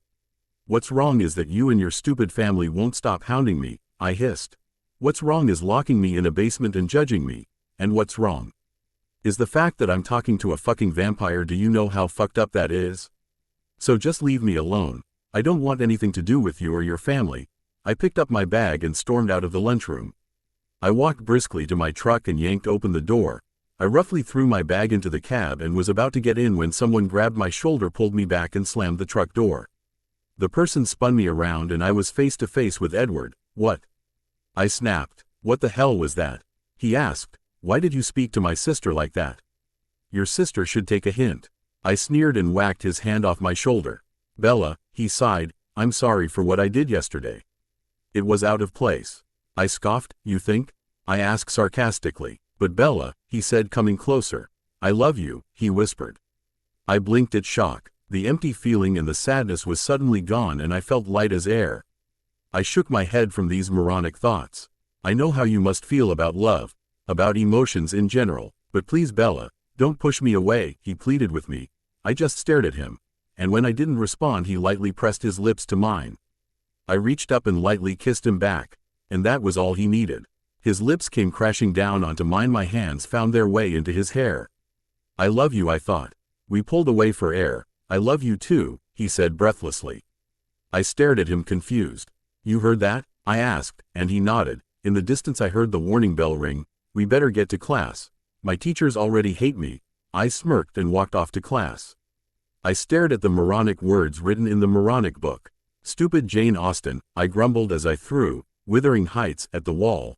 I heard a chuckle and looked up to see Edward leaning against the wall. "How did you get in here?" I asked, sitting up straighter on my bed. "The window," he said, nodding to said window. "You know that's not helping the 'I'm not a stalker' argument," I answered, smirking. He walked over and sat on the edge of my bed. "I'm not a stalker," he sighed. "You seem like one to me," I chuckled. He glared playfully at me. "But I don't mind," I shrugged. "Really?" he asked. "Yeah," I nodded slowly. "So I was thinking, maybe I could take you out to dinner Friday?" he asked. "Sorry, Romeo. I don't do the whole sappy date thing," I answered. "Oh, well, how about we go for a hike, or something?" he ended, exasperated. I chuckled. I don't know. What's in it for me? I asked. You get to spend time with me, he smiled. A bit full of yourself there, Romeo. I said, getting up and retrieving my book. Is that my new name? Romeo? He asked when I sat back down. Maybe, maybe not, I shrugged. Depends. Do you prefer that or Eddie? I asked, raising an eyebrow. I don't like being called Eddie, he answered, and I think I saw anger in his eyes. Smiling, I said. Right, so Romeo it is, I grinned. He sighed. What's so bad about calling me by my name? He asked, coming in closer. He lightly pressed his lips to mine and I kissed him feverishly. When we pulled apart, Edward looked at me. Will you be my girlfriend? He asked in a dorkish way. Yeah, I nodded. Quote, and so the lion fell in love with the lamb, he murmured. Are you calling yourself a lamb? I raised an eyebrow with a smirk on my lips. He rolled his eyes. I'd be the lion, and you be the lamb, being breakable and all, he said. But I want to be the lion, I said, jumping on him and knocking him onto the bed. I bent down and lightly kissed him. Rawr. I grinned and sat back up. You're terrifying, Edward sighed mockingly. My head started to ache with hunger and I sighed. What's wrong? He asked. I need to feed, I finished. I really need a new word for what I do, I thought. Oh, he said. Why do you have to hurt humans? If it eases your mind, I'll knock them out first, I said. That's not what I mean. I meant, isn't there another way? He asked. No, Edward, there's not, I said, standing up. So either you can sit here or you can come with me, I said, and swung my leg out the window. I jumped to the tree and climbed down. When I reached the ground, he was already there. Show off, I muttered, and he just chuckled. I started to walk and came across the motel again. I searched and there was someone in room 2. I walked up, the door was locked. I glared at the door and went to the window. It was shut and locked. Damn it, I muttered under my breath. I reached to my hair and pulled out the bobby pin I had there and went back to the door. I bended the bobby pin and started to pick the lock. When it was open, I swung it open and walked in. The man looked up at us. What do you want? He asked. I rolled my eyes and knocked him out. I went up to him, pressed my lips to his spin and LT around until I found the breaking point. I let the energy flow, and when I was done, I laid the man down. Where'd you learn that? Edward asked. The draining or the lock picking? I asked, standing up and dusting myself off. The lock picking, he rolled his eyes. I walked out the door and Edward closed it behind us. I kinda had to, I shrugged. I can jimmy car locks too, I winked. So if my car gets stolen, I'll know who did it. Good to know, he said as he intertwined our fingers. I looked down to our hands, then raised a questioning eyebrow. What? He asked. Holding hands, really? I asked, chuckled. He looked away, embarrassed. Feel loved. I don't normally do the whole mushy thing. Oh, I can feel the love, he joked. Good, I smiled. We reached my house, and I was about to start Climby. When Edward slung me on his back and jumped into the window. Well, that's convenient, I smiled. Glad to be of service, he bowed. I'm gonna go take a shower, I announced and grabbed some PJs. Walked into the bathroom and had a shower and brushed my teeth. I walked back into my room and Edward looked up from his place on my bed and smiled, then frowned. What happened to your legs? He asked. I looked down and my legs were exposed from just above the knee and down. A tree had the nerve to give me attitude, I said, sitting on the bed and leaned against the wall. He looked at me like I was crazy. I sighed. I was angry and took it out on a tree, I explained. He put his cold hand over the bruise and I shivered as a chill went up my spine. And look at your hands, he said, taking one of my hands to examine it. He looked at it closely. My hand looked small in his. He raised my hand to his lips and lightly kissed my knuckles. I'm sorry, he said. Why? I asked. For driving you to this, he whispered. Don't flatter yourself, honey, I smirked. He kissed my hand again. I'm still sorry, he said, and pulled us down. He pulled me so my head was on his chest. Are we cuddling? I asked, looking up at him. I believe we are, he said. Feel the love, I said, and closed my eyes, and soon fell asleep. I awoke and noticed two things. 1. I was laying on something hard and cold. 2. I was now under the covers. Not laying on them like I had fallen asleep. I opened my eyes and looked into Edward's eyes. I yawned and sat up. I'll be back. Edward saw it and kissed my head. I scowled as he jumped out the window. Good morning to you too, I muttered sarcastically. I grabbed some clothes and quickly had a shower. I went downstairs and grabbed an apple from the crisper and started to munch on it. After I was finished, I chucked the core in the bin. grabbed my book bag and walked outside to be met with a shiny Volvo. Edward was standing next to it smiling at me. I walked up and he kissed me and I stepped back. "Why are you here?" I asked. "Don't you want a lift?" he asked. I shrugged. Whatever. Taking this as a yes, he opened the passenger side door for me. I slid in. Before I could blink, he was in the driver's seat and starting the car. We were sped down the road towards the school. Edward reached across the console and took my hand, smiling over at me. "Why are you so happy?" I asked. "You love me," he said as if it were the greatest thing in the world. I rolled my eyes. "Do you want a prize?" I asked sarcastically. "No, I already have you. That's all I need," he answered and he pulled into the lot. "That's so corny," I chuckled and got out. Edward came around and put an arm around my shoulders. People were staring and whispering, and I was having a joyous time glaring at people. Edward chuckled and whispered in my ear, "You're scaring the humans." "Good," I grumbled. He laughed a throaty laugh and kissed my cheek. We walked into the building and started towards my first lesson. But we were stopped in the hall by Stanley. "Hey Edward," she said in a flirty voice. I rolled my eyes. "Hello Jessica," Edward greeted politely. "So Lauren and I were going to go to the movies this weekend. Want to come with?" she asked. "I'm busy this weekend," Edward replied. "What about the weekend after?" "I'm busy every weekend until graduation, and then some," he answered still in that annoyingly polite tone. "Why are you wasting your time with that?" she asked whilst glaring at me. I smirked. "Bugger off Stanley," I said and pulled Edward away. "Maybe you should let him choose, Swan," Stanley said, catching up with us. "I think he's already made it clear he doesn't want anything to do with you," I said. She shoved me and I took a step back to avoid falling backwards. "I'm not going to fight you," I stated. "Why, afraid?" she sneered, her fake blonde hair falling in her eyes. "No, because it would break my parole." I smirked. I turned around and started to walk away with Edward at my side. I felt someone push me and I fell on my hands and knees. I heard Stanley laugh. "Help me up," I whispered to Edward. Slowly he helped me up and I pretended to be hurt. "Pretend I'm hurt," I whispered again. "Hold me to your chest or something," I continued. Edward did as I asked. I leaned on one leg more than the other. "Ah, did I hurt you?" Stanley spoke in a patronizing tone. I reached out with my mind and she groaned in pain. I added more pressure and she fell to the ground with a small scream. People were now crowding around looking at what was happening. "Bella," Edward whispered in a tone of warning. "I know," I whispered back. A teacher came running over and I quickly retreated with my mind and leaned more on Edward, really playing it on thick. "What happened here?" the teacher demanded, helping Stanley up. She did something," Stanley accused, pointing a finger at me.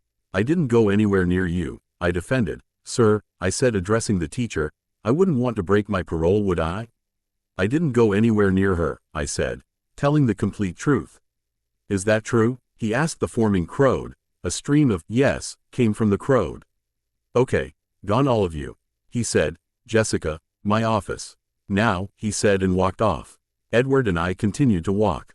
"Was that necessary?" he asked. "Yes, I can't hurt her physically. It'd break my parole," I said. "And she can't prove that I did anything. Although she'll leave me alone now," I smirked. "It still wasn't right," he said. "So sue me," I rolled my eyes. "Bella," he said and stopped walking. He looked at me in warning. "Yes?" I raised an eyebrow. "It's not right. Let me guess you're gonna spin the 'with great power come great responsibility' line." I rolled my eyes. "Not the way I was going to put it, but yes. You shouldn't abuse your gift." "Gift?" I scoffed. "What I do, what I am, it's a curse.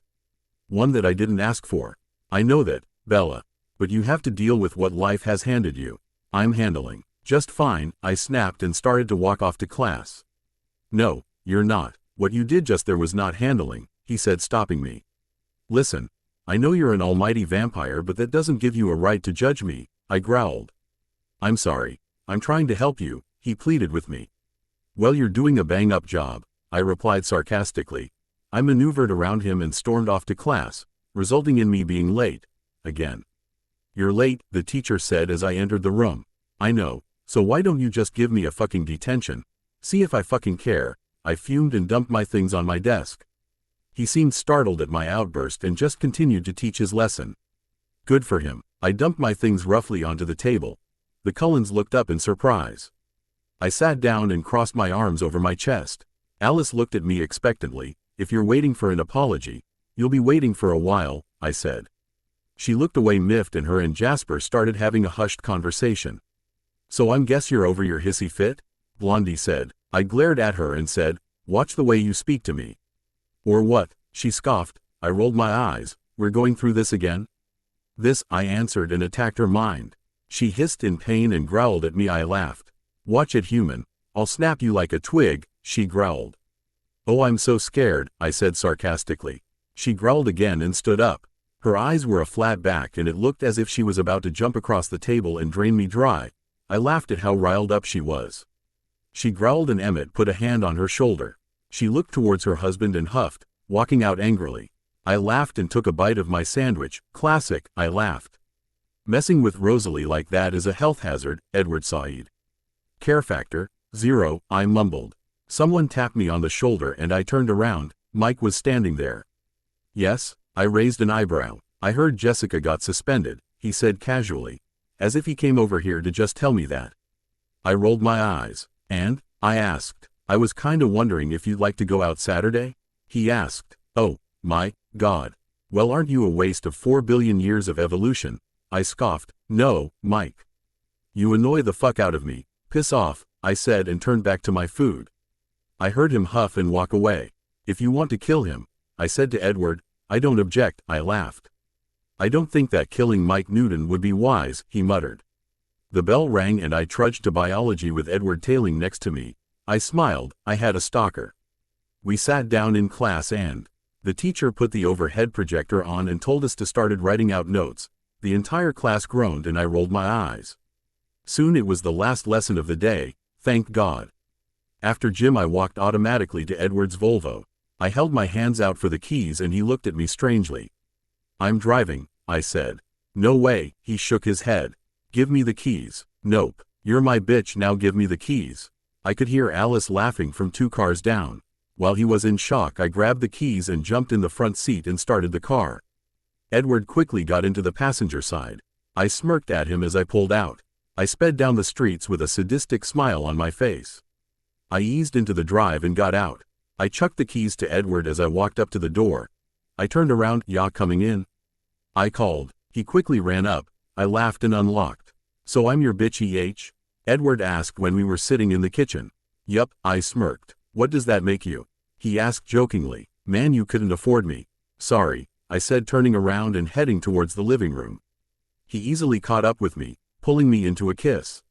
I grinned and complied. I wrapped my arms around his neck as his arms snaked around my waist. I heard someone clearing their throat and looked up to see Charlie. Oh hello, I smirked. Who's this? He asked. This, Daddy dearest, is Edward. He's my love, my one and only. We plan to elope to Vegas. Because, I paused for dramatic effect, I'm pregnant. Oh, I'm sorry I didn't tell you sooner. I sobbed. Isabella Marie Swan. Charlie boomed. I laughed. Chill, this is Edward. My boyfriend, I said. So you're not pregnant? He asked. No, I said.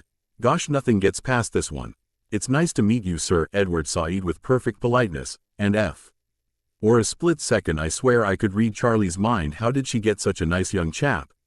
Or something like that. The expression on his face was priceless though. Yes, well, Charlie didn't seem to have anything to say. I could be heading home. Edward cut it, giving me a kiss on the head and walking himself out. He seems nice, Charlie commented. Yeah, I'm gonna go to my room, I said as I walked out the door. I walked up to my room and sat on my bed. So what you gonna do? I heard someone ask. Fuck, I yelled as I noticed Edward was sitting on the desk chair. He chuckled and came over. You're a fucking ninja, I muttered. No, just a vampire, he smirked. I rolled my shoulders and put my feet on the coffee table. It was the weekend, and I was hanging out at the Cullens' place. Chill pill, Alice, Emmett and Blondie were hunting and Carlisle was at the hospital and Esme was gardening. Strange that. A vampire gardening, who would have guessed? Lastly, Edward was sitting next to me, and then he stood up. I looked at him with a complete, what the fuck, face, but he just smiled at me. I'll be back, just have to run into town. You coming or staying here? He said. Nah, I'll stay here. Have fun and try not to get arrested, I joked. He chuckled and zoomed out the door, a gust of wind whooshing in his path. I watched TV for a bit but then got up. I walked outside and into the garden and found Esme trimming a rose bush. I cleared my throat and she looked up. "Oh hello." She smiled, then went back to work. I was wondering, I started awkwardly. "Well." I paused again. Wow, what a moment to lose my normal sarcastic self. Well, I wanted to do something nice for Charlie. This got her attention. To tell the truth, I too were surprised that I said something like that, and I know he likes food, so I was hoping you could help me cook something for him. I ended with a shrug, as if I didn't care. "I'd love to help," she smiled as she took off her gloves. We walked inside and she came zooming it. "Man, I'd love to have the whole super speed thing. Must be awesome." I grinned at the possibilities. "Do you know what he likes?" she said, seemingly ignoring my comment on the speed. "Well, it seems he has a liking towards pizza." I shrugged. "We could make mini pizza breads. They're pretty easy." 30 minutes later, we looked at the dough that was sitting in the oiled bowl. It was twice as big, so Esme got cheese, ham and some chili sauce. We rolled the dough out and sprinkled all the stuff on it. Then rolled it up into a sausage thing and cut it up and into the oven. "And now we wait 10 minutes for them to cook," Esme said. "Well, what have you two been up to in my absence?" Edward asked, coming in. "Bella wanted to cook something for her dad." "You, doing something nice?" "Never," Edward gasped. "That's not nice," Esme scolded, hitting him lightly on the arm. "Sorry." He smiled sheepishly as he came over, standing behind me, putting his arms around me and kissing me on the head. Esme nodded and left us standing in the kitchen. I looked up and Edward grinned and kissed my forehead. I made a face and he chuckled. I detangled myself from his arms and he pouted and I laughed. "What did ya get while you were out?" I asked. "This," he said, producing a box out of seemingly nowhere. "Alice said you'd be needing it." He shrugged, handing me the box. I looked at it. It was a cell phone. I opened the box to the BlackBerry and took it out. Edward plucked it out of my hands and played with a few buttons at super speed and handed it back. I looked at it. "All set up." "Awesome, thanks," I said. "They should be ready," Esme said, fluttering in and removing them with bare hands. I looked at the golden brown pizza thingies and smiled. Real smile. I created something instead of destroying it. I made something good. I looked at my hands and then back to the food, then grinned at Esme. A real, non-sarcastic grin. "I'll put these in a Tupperware container," she said, opening a cupboard. "They look good," Edward commented. "Coming from a vampire," I joked. "No, truly though. I'm damn proud," I said. "As you should," Edward sighed, kissing me lightly. 2 hours later, I walked into the house with the Tupperware in hand. Charlie was home. He had the day off. I walked into the living room and dropped the container on the coffee table in front of him. It skidded, then stopped just before falling off the edge. He looked up at me and I nodded to the container. He lifted it up and opened it. "Nice. Esme make them?" he said, looking at me. "Well, she helped," I amended. "Helped?" he asked, confused. "I made them," I sighed, looking at the wall. "Oh, thanks," he smiled. "Enjoy," I said and walked upstairs. Who said I was a complete bitch? Psychic. I hummed along to the Midnight Beast song, Les B. Friends, as I sat cross-legged in the middle of my room sharpening my knife. "If she don't like me, she must be a lesbian," I sung under my breath. I heard someone chuckling and I instinctively flung my knife in that direction. I looked over to see Edward staring stunned at the knife that was now embedded in the wall. "Oh hey," I greeted, standing up and retrieving my knife. "How did you get the knife back?" Now. The magician never reveals her secrets," I winked. "Bella," he said, again in that warning tone. "You know, you're not my father. And this is my knife anyway," I shrugged. "If your parole officer finds it." "He won't," I cut him off, flicking the blade back and putting it in the waistband of my jeans. "You're very stubborn," he mused.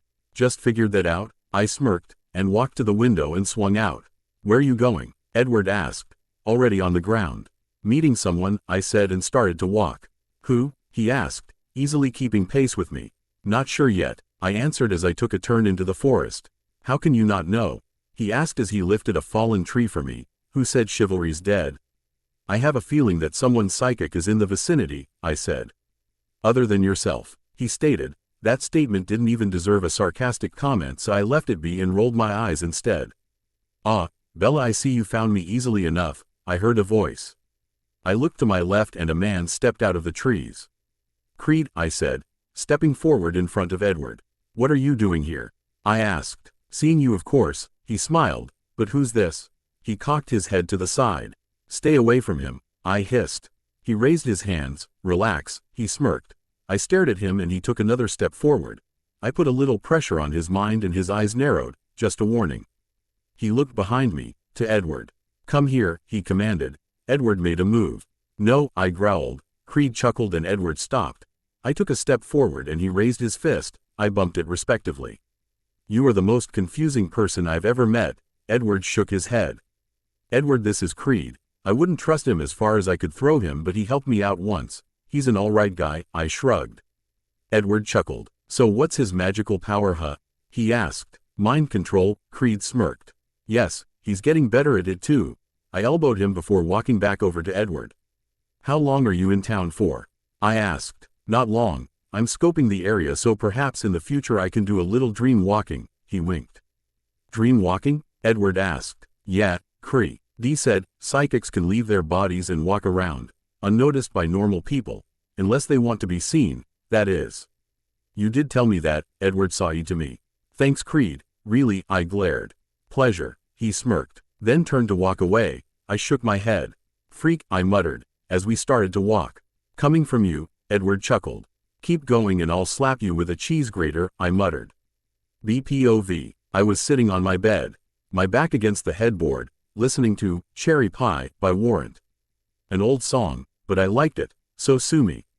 It was about 3:30 in the afternoon on Saturday. I was alone because with my boyfriend being a blood-sucking vampire, he needed to go off into the forest and suck blood of a deer or something of the sort, so that's why I was left, sitting here bored. I sighed, and stood up, turning the music off, and walked downstairs. I found Charlie in the living room watching some sporting game that I held no interest in. "Hey," I greeted. "Oh, hey Bella," he said, not looking away from the screen. "Yeah, I was wondering if I could go to Seattle," I said. "It's past your curfew," he said, finally looking away from the screen. "I know, but if I get yours and my parole's permission I can go out," I explained. "Okay, you haven't done anything for me not to trust you as of yet, so sure.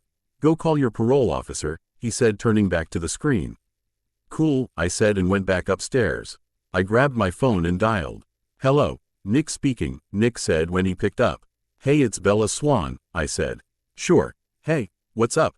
he asked, obviously trying to be cool. "I wanted permission to go out.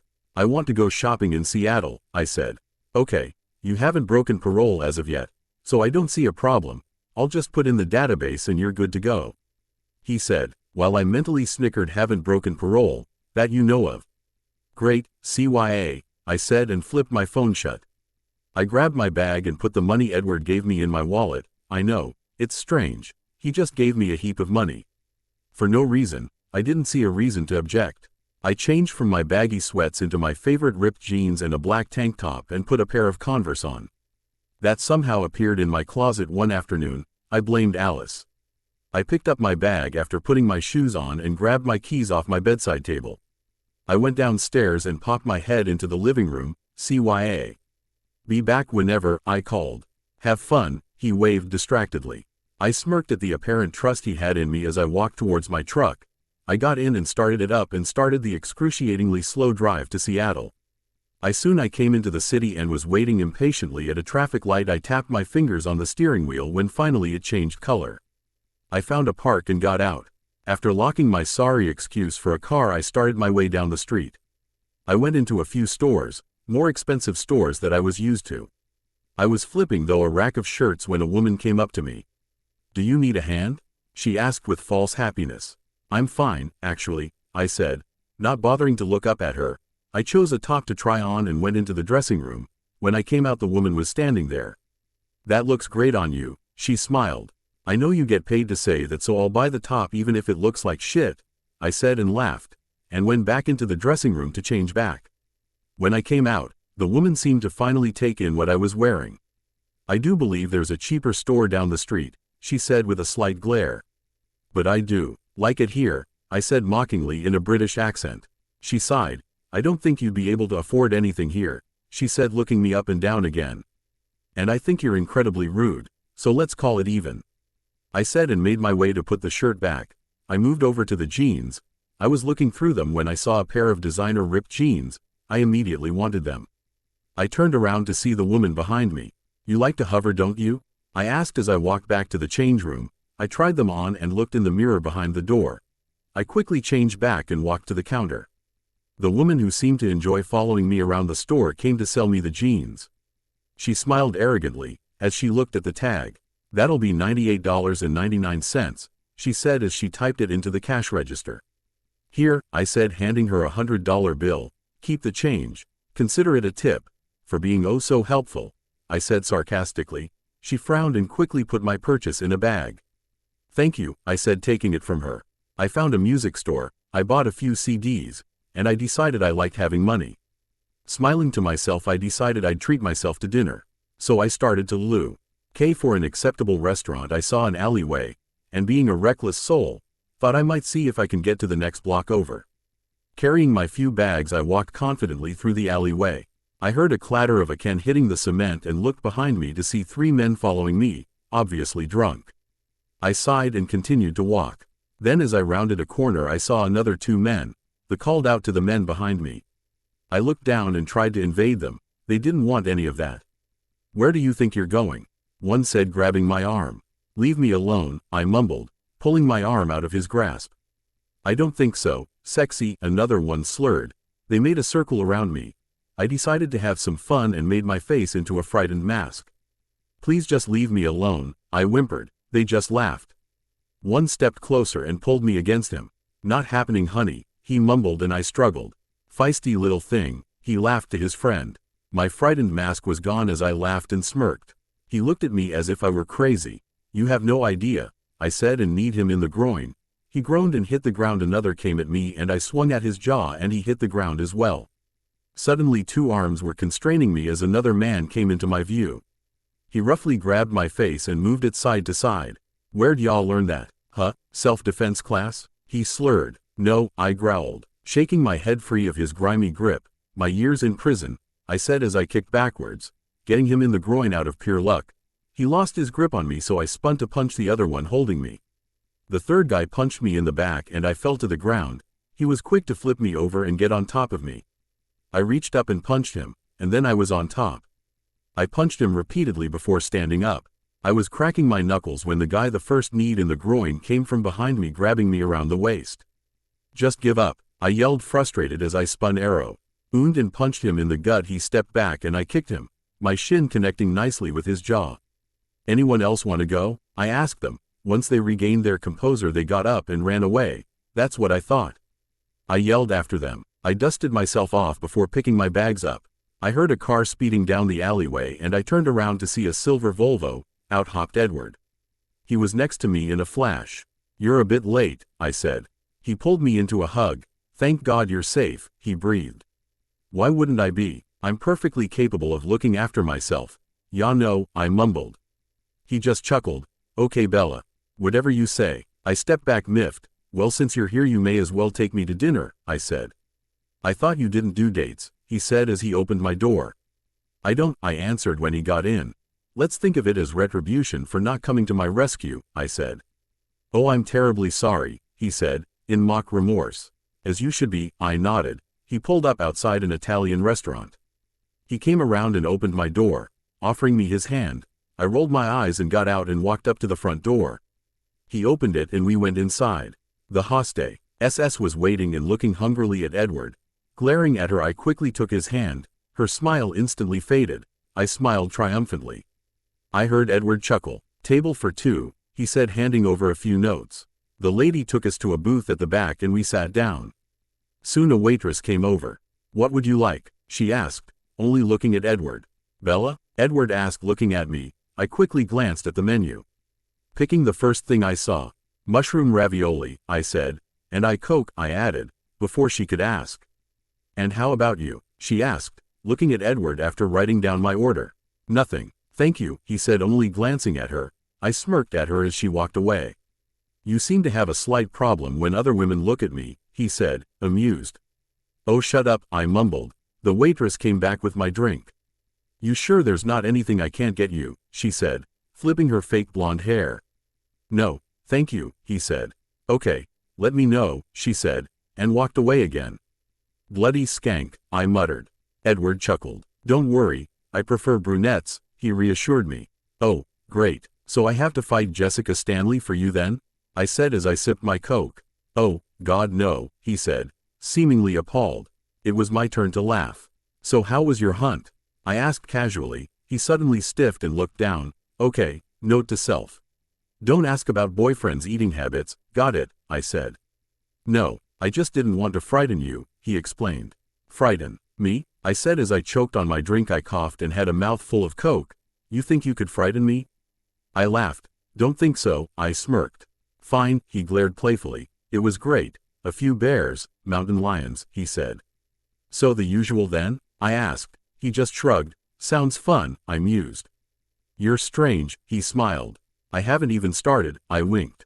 Sunday. I walked into the Cullen mansion only to be tackled by a pixie. Ow, I muttered as Alice hugged me. Are you okay? I had a vision that you got in a fight. I was so worried.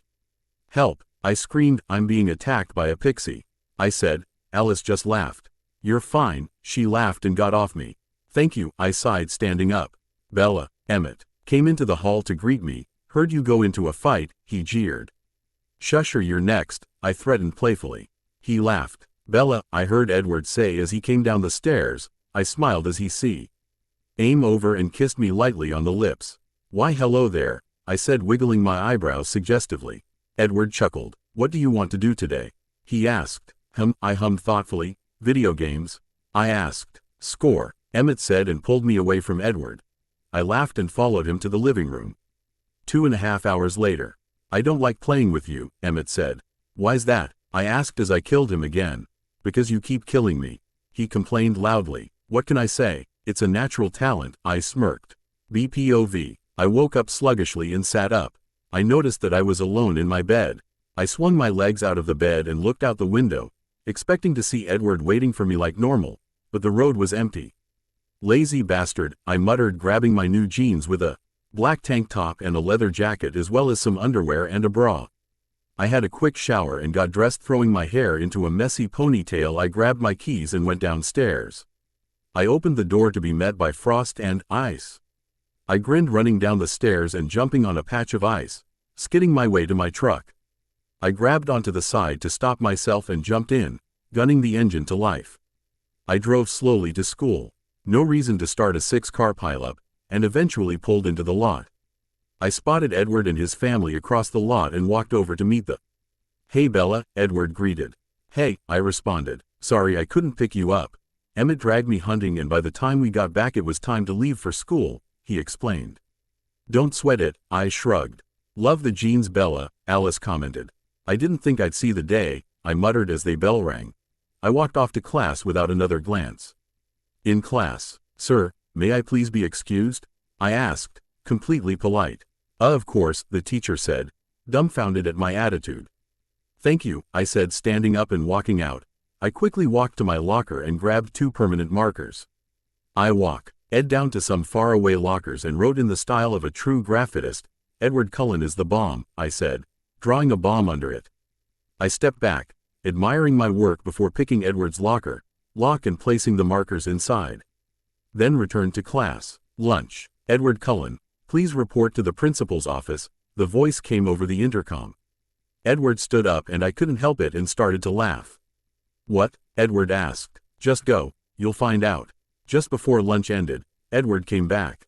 What did you do? He asked. Nothing, I played innocent. Well, someone wrote, Edward D. Cullen is the bomb, on a number of lockers. They found the markers in my locker, and you wouldn't know anything about that. Would you? He glared suspiciously. Next time don't forget to pick me I shrugged, standing up and walking away. I didn't forget, damn it, he yelled out to me from across the lunchroom. I laughed. That afternoon, I was sitting in my room, alone, facing a night, alone. Why? Because Edward was throwing a hissy fit over a detention. Yeah, he graffitis school property and he gets 1 detention, and has to clean it off. And he was so upset about it, like it was the end of the bloody world. I mean, he's a goddamn vampire and he was so worked up over getting a little detention. Personally, I thought he was overreacting. Seriously, when you have forever, what's 1 afternoon? Then another thought occurred to me, he could just be acting mad to make me apologize, PFFFT, as if I could have done worse. I could have decorated this Volvo. If he kept ignoring me, I just might. I mean, come on, it was a joke. He's being completely irrational. If he was expecting an apology, he'd be waiting for some time. I have every right to go to his place and give him a good cussing out. Like, seriously, what the fuck? He needs to know that there are worse things in life than a fucking detention. A knock on my window brought me out of my internal ramblings. I strode over to the window and yanked it open. What? I snapped, moving out of his way so he could come in. Alice saw you coming over and yelling at me, Edward sighed as he closed the window against the cold wind. Well, yay, I huffed. I don't know why. You're the one who got me a detention. He hissed at me. It's just a fucking detention. I whispered loudly. You're a vampire, for fuck's sake. You have forever and you're worried about a detention. It's the principle of the matter. When things don't go the way you plan, you can't just go getting revenge. He lectured me. I'm not 5, Edward. Fuck, it was a joke. I threw my hands in the air. But obviously you can't take a joke. I sat back down on my bed. Bella, I'm sorry. Okay. I didn't see it like that. He sat down next to me. I cracked a smile. What? He asked. I defaced school property. Frame you for it, and you're apologizing to me? I laughed. Man, you're whipped, I said. I am not whipped. The word rolled off his tongue like a curse word. You are so whipped. If I ask you to buy me an island, you do it. I laughed. He smirked to himself at some inside joke. I let it slide. I'd find out soon enough. So now you're here, you stayin'? I asked. Thought you were mad at me? He asked, as we lay down. No, not man. Frustrated at your childish behavior maybe, I teased.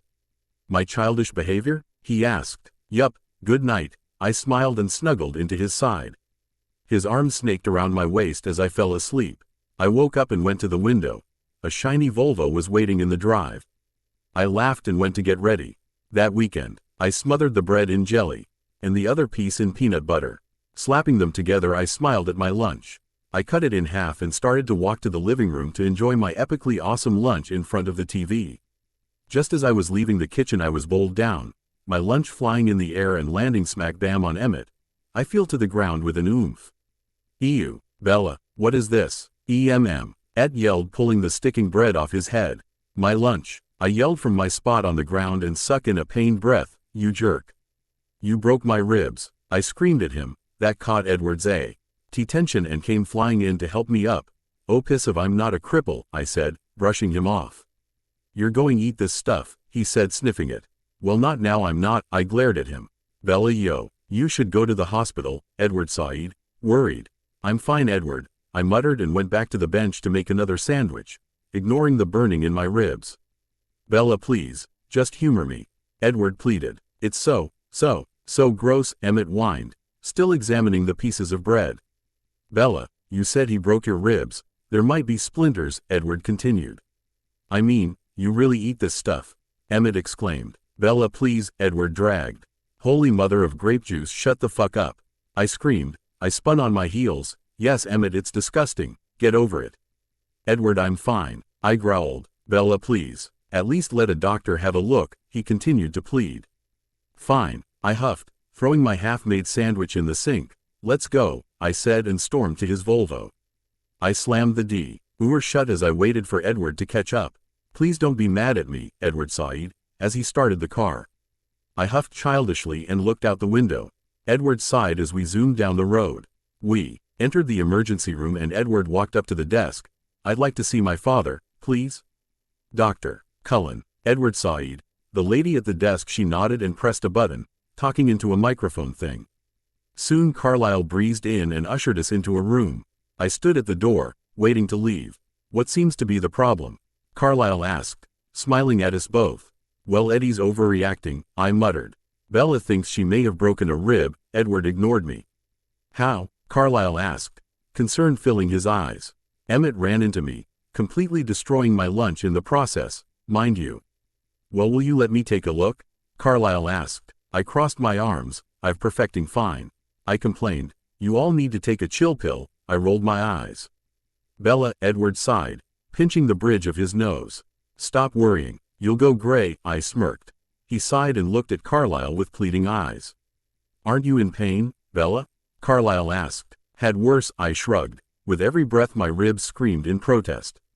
straining themselves, setting my ribs on fire. I'm perfectly capable of handling pain. I continued, if you let me take a look, I'll prescribe you some pain medication, and if you've broken some ribs, I'll tape them up and you can be on your way. Carlyle seemingly ignored my comments. Bribing me with drugs, nice, I smirked. I looked at Edward, who was looking at me worrying. Please, Bella, Edward pleaded with me. Fine, I sighed, going over to the bed covered in paper and sitting on it. Lay down please, Carlyle instructed. I haven't seen you in doctor mode, th. It should be fun, I smirked as I lay down. He just smiled at me and started to prod my rib cage. Yes, he muttered. You have one broken, and two fractured, he said. This doesn't hurt? He asked, continuing to prod. High pain threshold, I shrugged awkwardly since I was still laying down. He moved away and I stood up. He went to the desk and wrote out a prescription. He handed it to me and Edward took it out of my hands. I scowled at him but didn't try and take it away. We got back into the car and started to drive to the pharmacy. All I wanted was a damn sandwich, I muttered. I'll buy you a sandwich in town, Edward sighed. Well, I don't want one now, I grumbled, turning to look out the side window as Edward chuckled. Yeah, go on. Laugh at me, I muttered. He laughed louder. That night, Belle, Edward groaned. Please take the pills, he said. I don't need them, Edward, I said, putting the pills back in the bottle. Yes, you do, he argued. No, I do not, I yelled, considering I was staying. With the Cullens, noise wasn't a problem. Why not? He asked. Because I'm not in pain, I scowled. How can you not be in pain? He grumbled back. I have a high pain threshold, I said proudly. Fine, he sighed, putting the pills in my overnight bag. He came back over to the bed and pulled me down. I pulled out of his arms, rolling onto my side, choosing to ignore him. Bella, he groaned. I smiled to myself and fell asleep. BPOV. I rolled over and promptly fell out of the bed. Groaning, I thumped the floor once before dragging myself up. I turned around to meet Edward smirking at me from the doorway. Don't you say anything, I threatened, stalking past him and into the bathroom. Someone, probably Alice, bloody psychic pixie, had laid out some clothes for me. I quickly had a shower and dressed in the outrageous clothes. A V-neck shirt and short shorts. Scowling, I stormed downstairs. Pixie, I called. Yes, Bella? Alice called innocently from the living room. What do you think this is? I asked, gesturing to the outfit. A fashionable outfit, she smiled. I glared at her as Emmett walked in and Wolf whistled, looking good, Bells. I turned my glare to him and he raised his hands in defense. I'm going to go change, I announced and started to walk back upstairs. Bella, no, Alice called and appeared in front of me in a blur. You can't. I evaded her and started my way upstairs. Watch me, I muttered. I got to the landing and she was there waiting for me. No, Bella, please, you look great. Why change? She pleaded. I do not. I repeat, do not. Wear V-necks and short shorts, I said and started past her. Now leave me alone, I snarled. Bella, she whined, grabbing my shoulder. Rolling my eyes in exasperation, I turned around and swung a punch at her jaw. Shit, ow, fuck, I screamed, clutching my hand to my chest. What's with you vamps and breaking my bones? I continued to scream. Bella? Edward came up. Yeah, sure, now you turn up, I yelled at him. What happened? He asked, trying to look at my hand. She punched me and broke her hand, Alice explained. I could hear Emmett laughing downstairs. Shut it, Emmett, or you'll be on my blacklist, I muttered, examining my hand. I think you just broke a finger and sprained your wrist, Edward sighed, smirking. Get that smirk off your face before I do. I glared at him. And besides, who are you to say what damage was done? Are you a doctor? I asked. Yes, actually, I've been to medical school 3 times, he said, and kissed my head. Well, shit, then why didn't you examine my ribs yesterday? I demanded as he led me into his room and he retrieved a first aid kit out of his cupboard. He expertly splinted my finger and bandaged my wrist. No more punching people or vampires from now on, he joked. Oh, how will I go on? I said sarcastically. And you didn't answer my question. I don't have the supplies to tape ribs, and I can't prescribe drugs, he explained. You just need to forge Carlyle's signature. It's not that hard, I said, standing up and going to his desk, pulling out a pen and paper, and forged Carlyle's signature perfectly. See, I said, showing him the paper. What? How? Bella, he stumbled. I laughed at his bewildered expression. I have a lot of free time. I can also do yours and Charlie's, I grinned. When have you seen my signature? He asked. Oh, here, I said, walking to my backpack and pulling out one of his credit cards. I meant to return this, I smirked. You stole my credit card, his eyes widened in hurt and disbelief. No, I borrowed it. I had full intention of returning it, and I have. I smiled innocently. Bella, he sighed. Hey, you knew what you were signing up for when you asked me out. Bucko, I messed up his hair. Not that it made a difference, it was always pretty messy. I shall go get changed, I said, walking to my overnight bag. I opened it up, to see it empty, but there was a note. Bella, I took liberty to take your clothes. You need a change. Your clothes are depressing and need color. You can find clothes in Edward's closet. Alice. I glared. Scrunching up the note, I walked to Edward's walk-in closet and opened it, finding the section of clothes that were mine. My eyes went wide at the large amount of light blues, pinks and yellows. All the tops wear styles that I hated, and if I didn't want to wear short shorts, I had to wear a skirt or outrageously tight jeans. Pixie. I screamed in rage. Muttering to myself, I took a shirt of Edward's and a pair of the skinny jeans Alice saw fitting, and got change. Throwing my hair up in a ponytail, I was happy and went back into Edward's room. Is that my shirt? Edward asked, taking in the baggy black button-up I was wearing. Why, yes it is, I answered. I saw Pix's choice of clothes unfitting. Ho. Pay, you don't mind, I said slightly sarcastically, not really caring if he cared or not. I think you look great, Edward smiled. I walked downstairs and saw Alice staring at me wide-eyed, mouth slightly open. Alice, please close your mouth. A bat might fly in. I smiled at my cleverly formed joke. What are you wearing? She almost screamed. What, did I forget pants again? I asked in false alarm as I looked down. Again? Edward chuckled, his arms circling my waist. Don't ask, I looked down in fake shame. You have to change, Alice said. No, I'm not going out. I'm hanging around here for the day. So I'm not changing, and if you try to force me, I will not feel bad about using any means necessary to stop you, I threatened, annoyance bubbling inside me. Fine, Alice mumbled, and sunk into the sofa in defeat. I smiled triumphantly and sat down next to her. I heard a growl rumble and noticed the emo sitting on an armchair reading a book. Oh, didn't see you there, emo. Take a chill pill, I gave her fair warning. I don't like you threatening my wife, he growled, not looking from his book. Well, I think you're very rude. You don't even look at me when you speak to me, so I'd say we're even. What are you reading anyway? I asked, plucking the book from his grasp. The Civil War? I asked. You were there, why do you need to read about it? I laughed. There's always more to learn, he glared, and reached for the book. I pulled it out of his way tauntingly. What's the magic word? I smirked, moved out of the way as he reached again.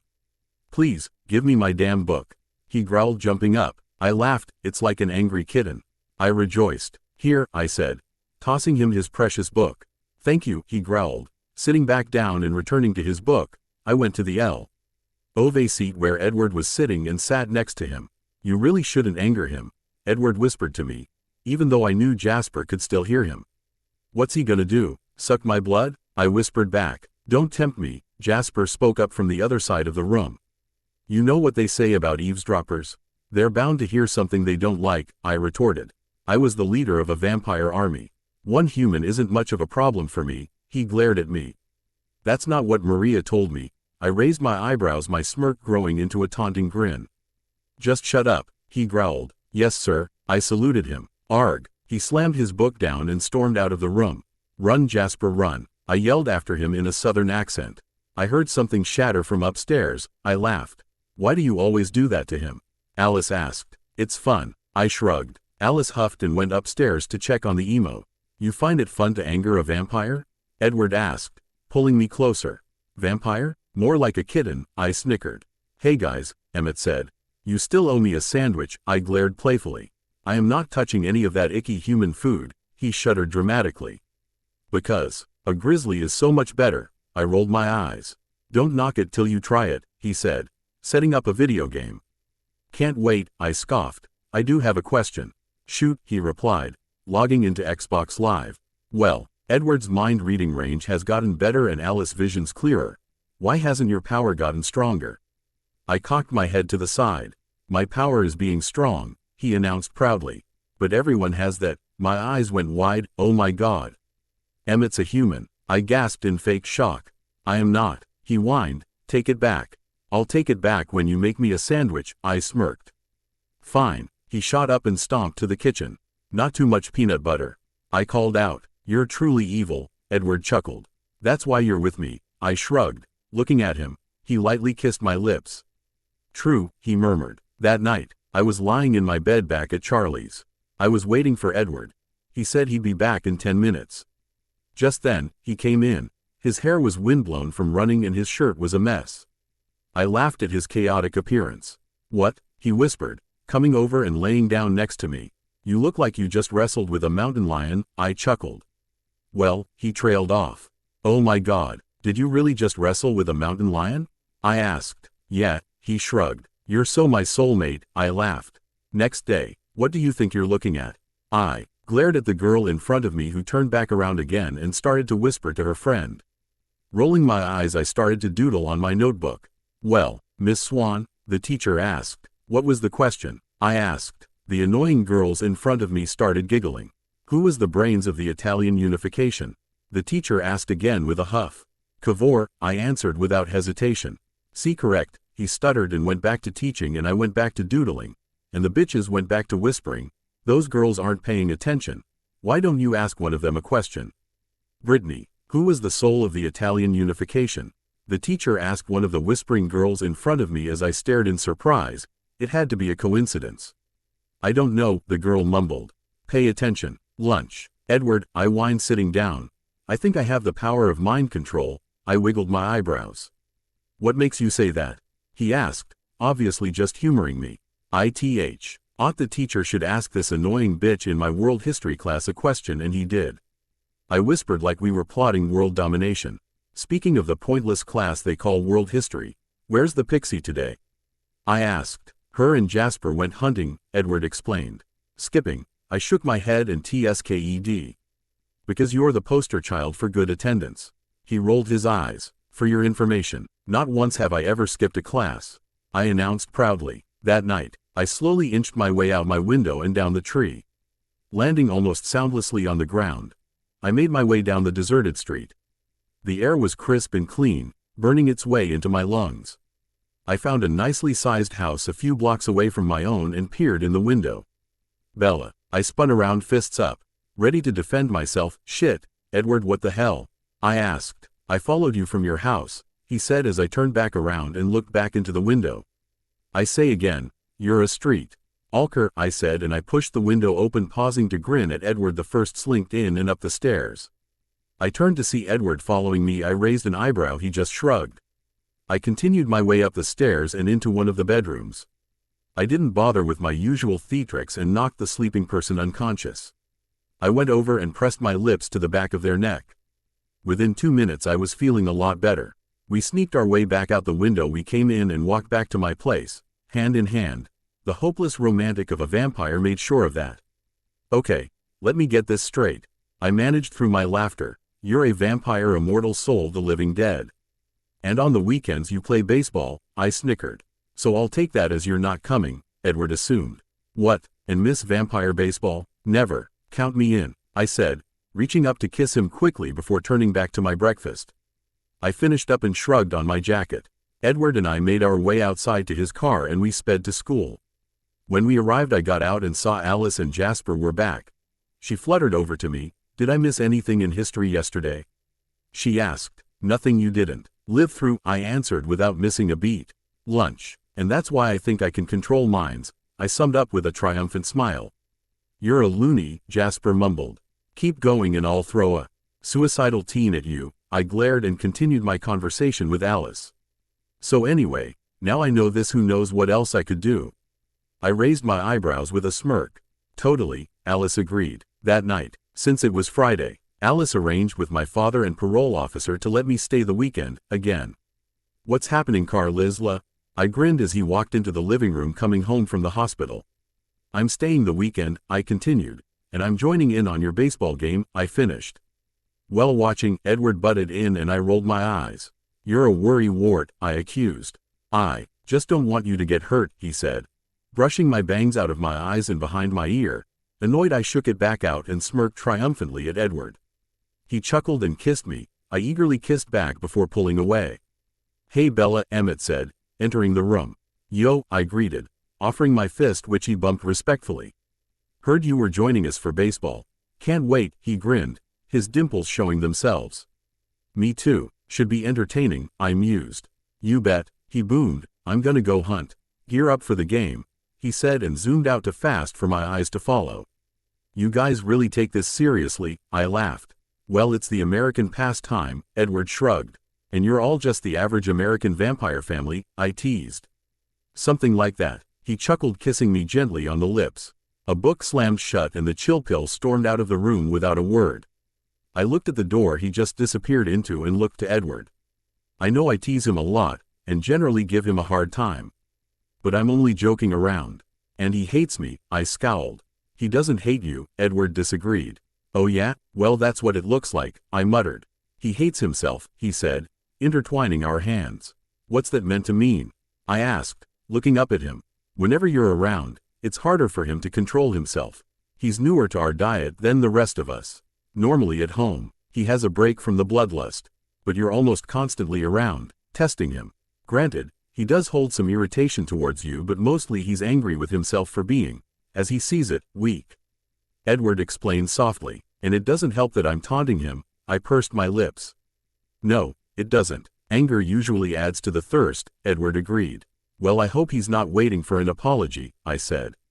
"No, he knows you'd never apologize," Edward chuckled. Later that night, we were driving in Emmett's monster Jeep in the forest. The others were running. "Why can't you read my mind?"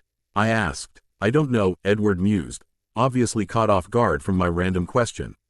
"Perhaps it's because you yourself can read minds," he ventured. "But with that logic I wouldn't be able to enter yours. And I have no trouble." "It's a mystery," he agreed, stopping the car and getting out at vampire speed. I got out also, and before I knew what was happening I was on his back running through the trees. We soon came up to a large field of sorts. The rest of the Cullens were already there, running around laughing, joking. I slid from Edward's back and we walked over hand in hand. "Bella," Alice greeted. "Running over, here," she said, handing me a Red Bull. "I saw that you'd want one later on. You were getting tired," she explained. "Thanks," I chuckled, taking the drink, and after opening it, took a drink. "Welcome," she chirped. I laughed and we went over to what seemed to be the home base. "Jasper," I nodded with what I hoped to be a friendly smile. His eyes locked onto mine, and he seemed to force a smile. "Bella," he nodded. "You can be the referee, Bella," Esme said. "She thinks we cheat," Emmett whined. "I know you cheat," Esme teased back. "Nah," I drawled, taking another gulp of my Red Bull. "I'd rather just watch you all fight about it," I laughed. "Fair enough," Esme laughed along. I went and sat on a log and watched as they all took their positions. Alice was pitching and Rosalie was stepping up to bat. Alice pitched the ball and it flew towards Rosalie at an unbelievable pace. Rosalie swung and with a sound like thunder it flew into the forest, to which Edward immediately ran after. "Yeah, run," I yelled and whooped. Edward came zooming out of the forest, the ball in his hand, and tagged Rosalie just before she made it to the base. "Out," Esme called, who was playing as catcher. "Yeah, out," Emmett hollered. "That's my man." "Yeah," I yelled. Edward stood up and winked at me before going back to his position in the outfield. "Stop," Alice called. "It was just getting interesting." I shrieked. I got up from my log and walked over to where the Cullens were conversing. "What's the problem?" I asked. "How far are they?" Edward growled, putting an arm around my waist. "About 5 minutes. They were leaving, but they heard our game. They want to play," Alice answered worryingly. "Someone want to fill me in?" I asked, annoyed that they were ignoring me. "Do we have time to get out of here?" Edward growled, looking at the forest. "No, son, it's too late, and they might catch your scent," Carlyle answered. "Fine, just ignore me," I scowled, moving out of Edward's E.M.B. race and retrieving my almost empty Red Bull. "Bella," Edward yelled, and in a flash I was in his arms. "Don't leave my side," he growled. "Fine, sheesh, you're so controlling," I grumbled as he carried me over to the other's bridle style. "Are you going to tell me what's happening?" I asked as he put me down. 3 vampires are coming. They're not like us," Carlyle kindly explained. "Thanks, Doc." I nodded in thanks. "Get behind me," Edward murmured, moving in front of me. From the small gap in between Edward's and Emmett's arm I could see 3 people emerge from the forest. "Hello," the guy in the middle said. He had long black dreadlocks and spoke with a French accent. I am Laurent, this is Victoria, he said, motioning to a red-headed chick, and James, he continued, gesturing to a blonde guy. I am Carlisle, and this is my family, Esme, Emmett, Rosalie, Jasper, Alice, Edward and Bella, he said. We heard your game. Care for 3 more players? The chick asked. Actually, 3 of us were just leaving. You could take their place, Carlisle replied smoothly. Sounds great, Laurent exclaimed. I felt Edward grab my wrist as the vampires dispersed. It all happened very fast. There was a gust of wind and in a millisecond all the Cullens were in front of me in a crouch. A human, the chick hissed. The girl's with us, Carlisle responded in a near growl. Ah, Carlisle, I'm touched, I thought jokingly. I can see the game is over. We'll leave now, Laurent responded and turned to leave. The others followed quickly. We're getting out of here, Edward hissed, throwing me on his back and speeding through the trees. I could see Emmett running next to us. We reached the Jeep and he opened the door and placed me in the back seat. Alice, who I hadn't noticed, got in the front and Emmett got in beside me. Edward slammed the door as he floored the accelerator. What's happening? Where are we going? I asked as we raced through the forest. Somewhere away from here, Edward answered. Why? I demanded. The blonde. He's a tracker. I read his mind. He's not going to stop until he's tasted your blood. He growled. Didn't you learn to share? I grumbled. For once in your life, will you please take this seriously? He yelled. Well, I'm sorry, but it just so happens that sarcasm my natural defense when I'm being hunted by a psychopathic vampire. I screamed back at him. Stop it, you two, Emmett boomed. Fighting isn't going to solve anything, he continued softly. Emmett's right, Alice said. Let's just get back to the house and work something out there. She seemed to be pleading with Edward. Fine, he finally agreed. The Jeep lurched forward as Edward slammed on the brakes. In a flash Emmett had me unbuckled and was running me into the house. He sat me on the couch and I stared at the 7 vampires around me. Their lips were moving, but either it was too fast or too quiet for me to hear. Or both. Hello, I'm here, ya know, I announced sarcastically.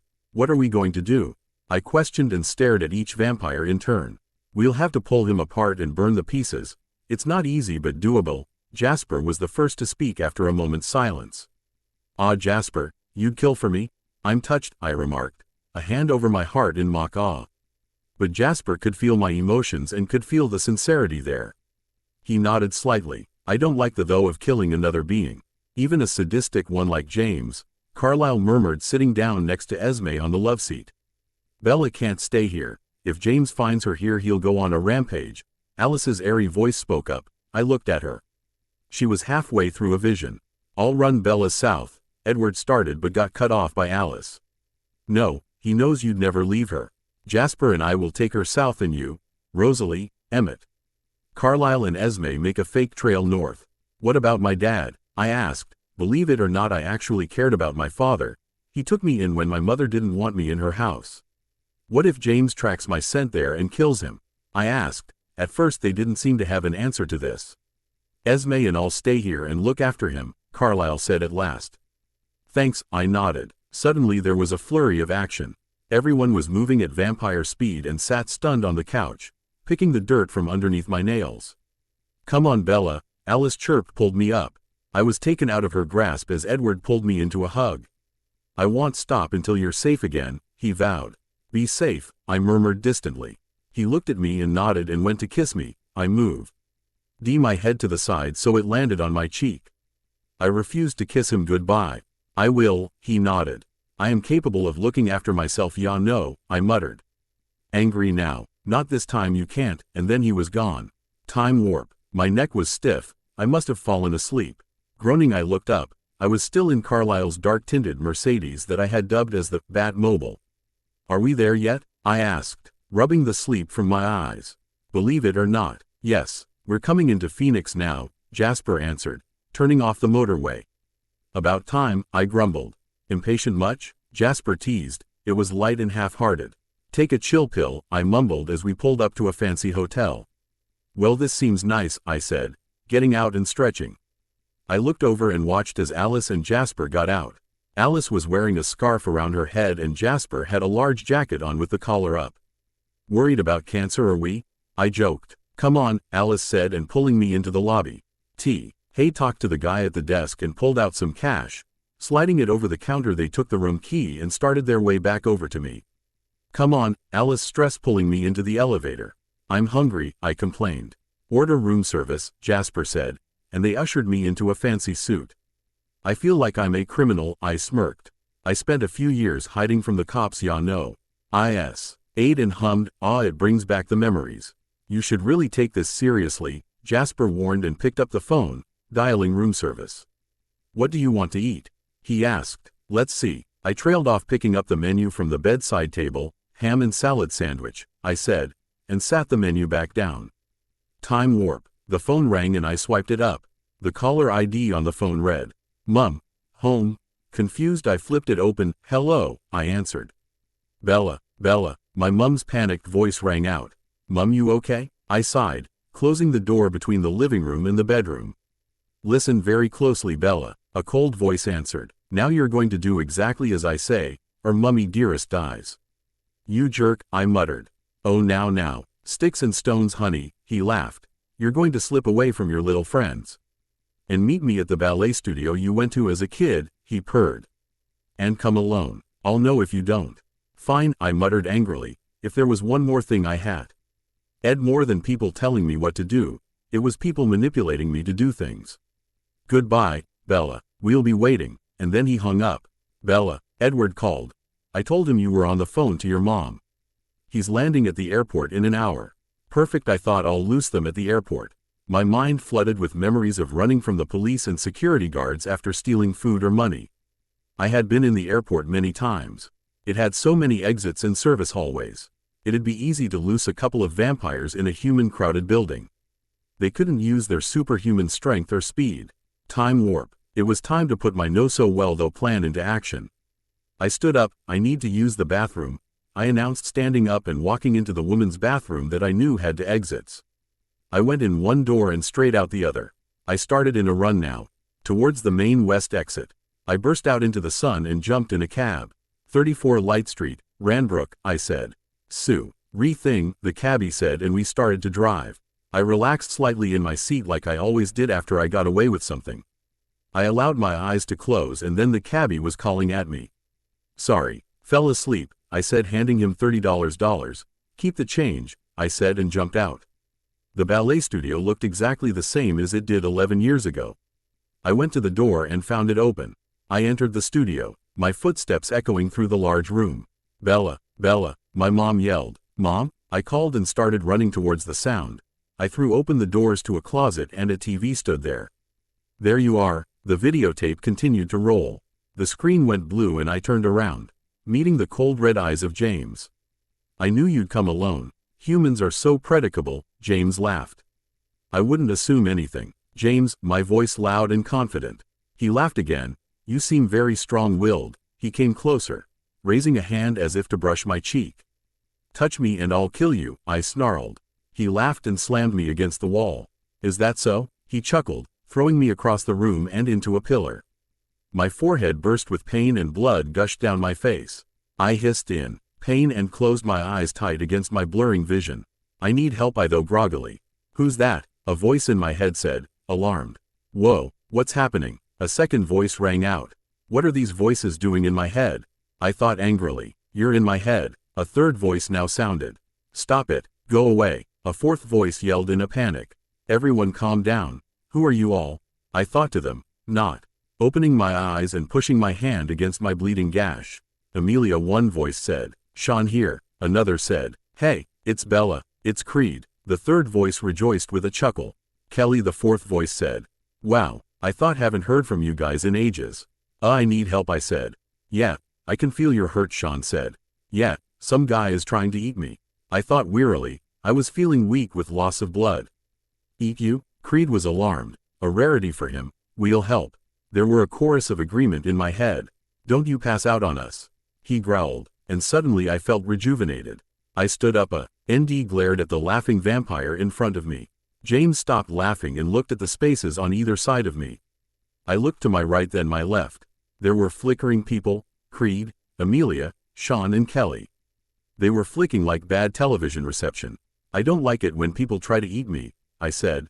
But it wasn't just my voice, it was also the voices of the others. We were moving, speaking as one. What's happening? James growled and I smiled, my mouth filled with the metallic taste of blood. It occurred to me that even though my head was still bleeding uncontrollably, I didn't feel faint or even the pounding the headache that usually comes along with head wounds. Next time you decide to eat someone, make sure they're not like me, I chuckled mysteriously. I felt strong, stronger than I had ever been. Stay back, James roared. Or what? I laughed manically. You'll eat me? I cackled, high on power. I raised my hand and out of the corner of my eye I saw the others doing the same, moving as one. James slowly started to rise above the ground. Kelly's power. Telekinesis. We were really one being, sharing powers and thoughts, and I was the head of the snake. This is what happens when you mess with psychics, our voices echoed, and we started to slowly dismember him. When we finally detached the head, the others thought at me still in unison.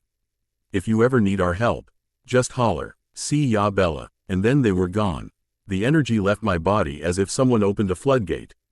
I crumbled to the ground just as someone yelled my names. I simply moaned in response. Oh Bella, Edward murmured. Hiya, I mumbled, and spit a little of the blood out that was still flowing from my wound on my head. How deep was it? Where are you hurt? Another voice asked. Carlisle. Just my head, but I think I've lost a lot of blood, I answered weakly. Can I sleep now? I mumbled. No, just stay awake a bit longer, Edward answered. No, it's okay, Edward. Carlisle disagreed. Ow, it looks bad, but it's only the head wound. And maybe another broken rib. She can sleep. I barely got out, thank God, before I passed out. Time warp. My eyes fluttered and I looked around. I was back in a hotel bed. No way. Had that been all a damn dream? It seemed too real, and the pounding in my head was so not a normal headache. Hello? I called, but my voice was weak. Oh Bella, you're awake, came Edward's relieved voice. Why am I not in a hospital? I asked. We can take you to one if you'd like, he suggestion, his eyebrows furrowing in confusion. No, I just thought I faced a psychotic vampire. I thought you'd be all like, holy crow. Get her to the hospital stat. I joked. Well, I was. Except for the holy crow bit. I don't say that, he argued. You sure? I mean, you never swear. Not once have I heard you swear. You're like a little angel, I laughed, and messed up his hair. Yup, you're fine. He rolled his eyes and left. To get me some damn food, I hoped. Alice, I complained in a whisper as she pulled the blue silky dress over my head. Shush or your father will hear you, she warned. Sounds great right now, I said as the dress pulled at the stitches on my head. You could at least tell me where Edward plans on taking me, I grumbled. Nope, sworn to secrecy, Alice chirped merrily. You're annoying, you know that? I glared as the dress fell into place. Alice didn't respond and started to brush and style my hair. Everyone knows I hate this kind of thing. I hiss angrily. Well, just this once. For Edward, Alice tried to calm me. You both owe me, I grumbled. Yeah, she was her hand dismissively. There. You look perfect. Edward's waiting downstairs, see ya. And with that she dived out of my window. I moved over to the full-length mirror Edward had replaced. I stood in a blue dress, going a few inches below my knee. It was a little low cut with a swooping altar neck. My hair was wispy around my head. Sighing, I resisted the urge to muss it up and put it in a ponytail. That's the last thing I needed. I psychotic evil pixie vampire out for my blood. Swallowing my pride, I made my way downstairs in the medium-sized heels Alice had forced on my feet. When I reached the bottom, I was greeted with Edward. In a black tux. I couldn't help it. A giggle escaped from my lips. When I reached the bottom, he leaned down. Something funny, Miss Swan, he whispered. Not at all, I smirked. Someone cleared his throat. You kids have fun then, Charlie said, a small smile on his lips at my, as it seemed, normality. Edward led me to the car and opened my door. I slid in and at vampire speed. Edward was in the driver's seat and was pulling out of the driveway. So, you gonna tell me where you're taking me, Mr. Bond? I asked. Nope, it's a surprise, he chuckled. I huffed and glared at him. That's not going to work, he smirked. It seems, you are immune to my womanly wiles, Mr. Bond, I said, brushing his arm. I'm not going to tell you, he smiled down at me. Not bothering a glance at the road. Show off, I muttered, withdrawing my arm. We're here, he announced. Eagerly I looked out the window. Prom? You brought me to prom? I asked, staring wide-eyed at Edward. Well, no offense, but that's a little anticlimactic. I rolled my eyes, I mean, I was expecting something a bit more extravagant. After all, that's what you do, I teased. Well, yes, he said, playing along, and came around to open my door. But this'll have to do now. I couldn't find any hot air balloons to rent, he continued. I see. Fair enough. I shrugged, and then we entered the school gym. There were streamers everywhere and people dancing. It was exactly like a prom out of bad movie. So that vampire didn't kill me. So you thought this terrible prom would do the trick? I asked, brushing some fallen glitter off my bare shoulder. Well, in all due fairness, I did think it'd be a little more tasteful than this, Edward murmured in my ear. Let's go outside, he said after a few more seconds. Grateful for getting away from all the teenagers who were glaring at both Edward and myself, I nodded and let him pull me through the crowd. They had even attacked the sporting oval, and had sets of little undercover dance floors out here. No one was out here though. They were all inside drinking the cliched spiked punch. Edward led me onto the dance floor as the music inside slowed down. I don't dance, I said, pulling away from his embrace. I could always make you, I smirked. Like to see you try, I challenged. He smiled and scooped me up, placing my feet on top of his. And he started to move in a small, slow circle. See, you're dancing, he teased. Against my will, I muttered, but was smiling. He leaned down and kissed my forehead and I hissed in pain from my stitched. Sorry, he whispered remorsefully. It's fine, I reassured him. Gonna leave one hell of a scar though, I continued thoughtfully. Although that'll go away when you change me. I mean, none of you guys have scars, I said. Looking into his eyes. Change you? He asked, seemingly appalled. Well, yeah, I want to be like you. You want to be a monster? He demanded. I want to be with you. Forever, I continued stubbornly. Bella, he sighed. Edward, no, I love you, I said, and looked purposely into his eyes, and I want to be with you forever. I want to be like you, I continued to argue. Let's not argue about this now, he murmured softly. Okay, I agreed, relaxing, but this is not over, I added. He chuckled. You're so stubborn, he laughed, shaking his head. And I always get what I want. The end.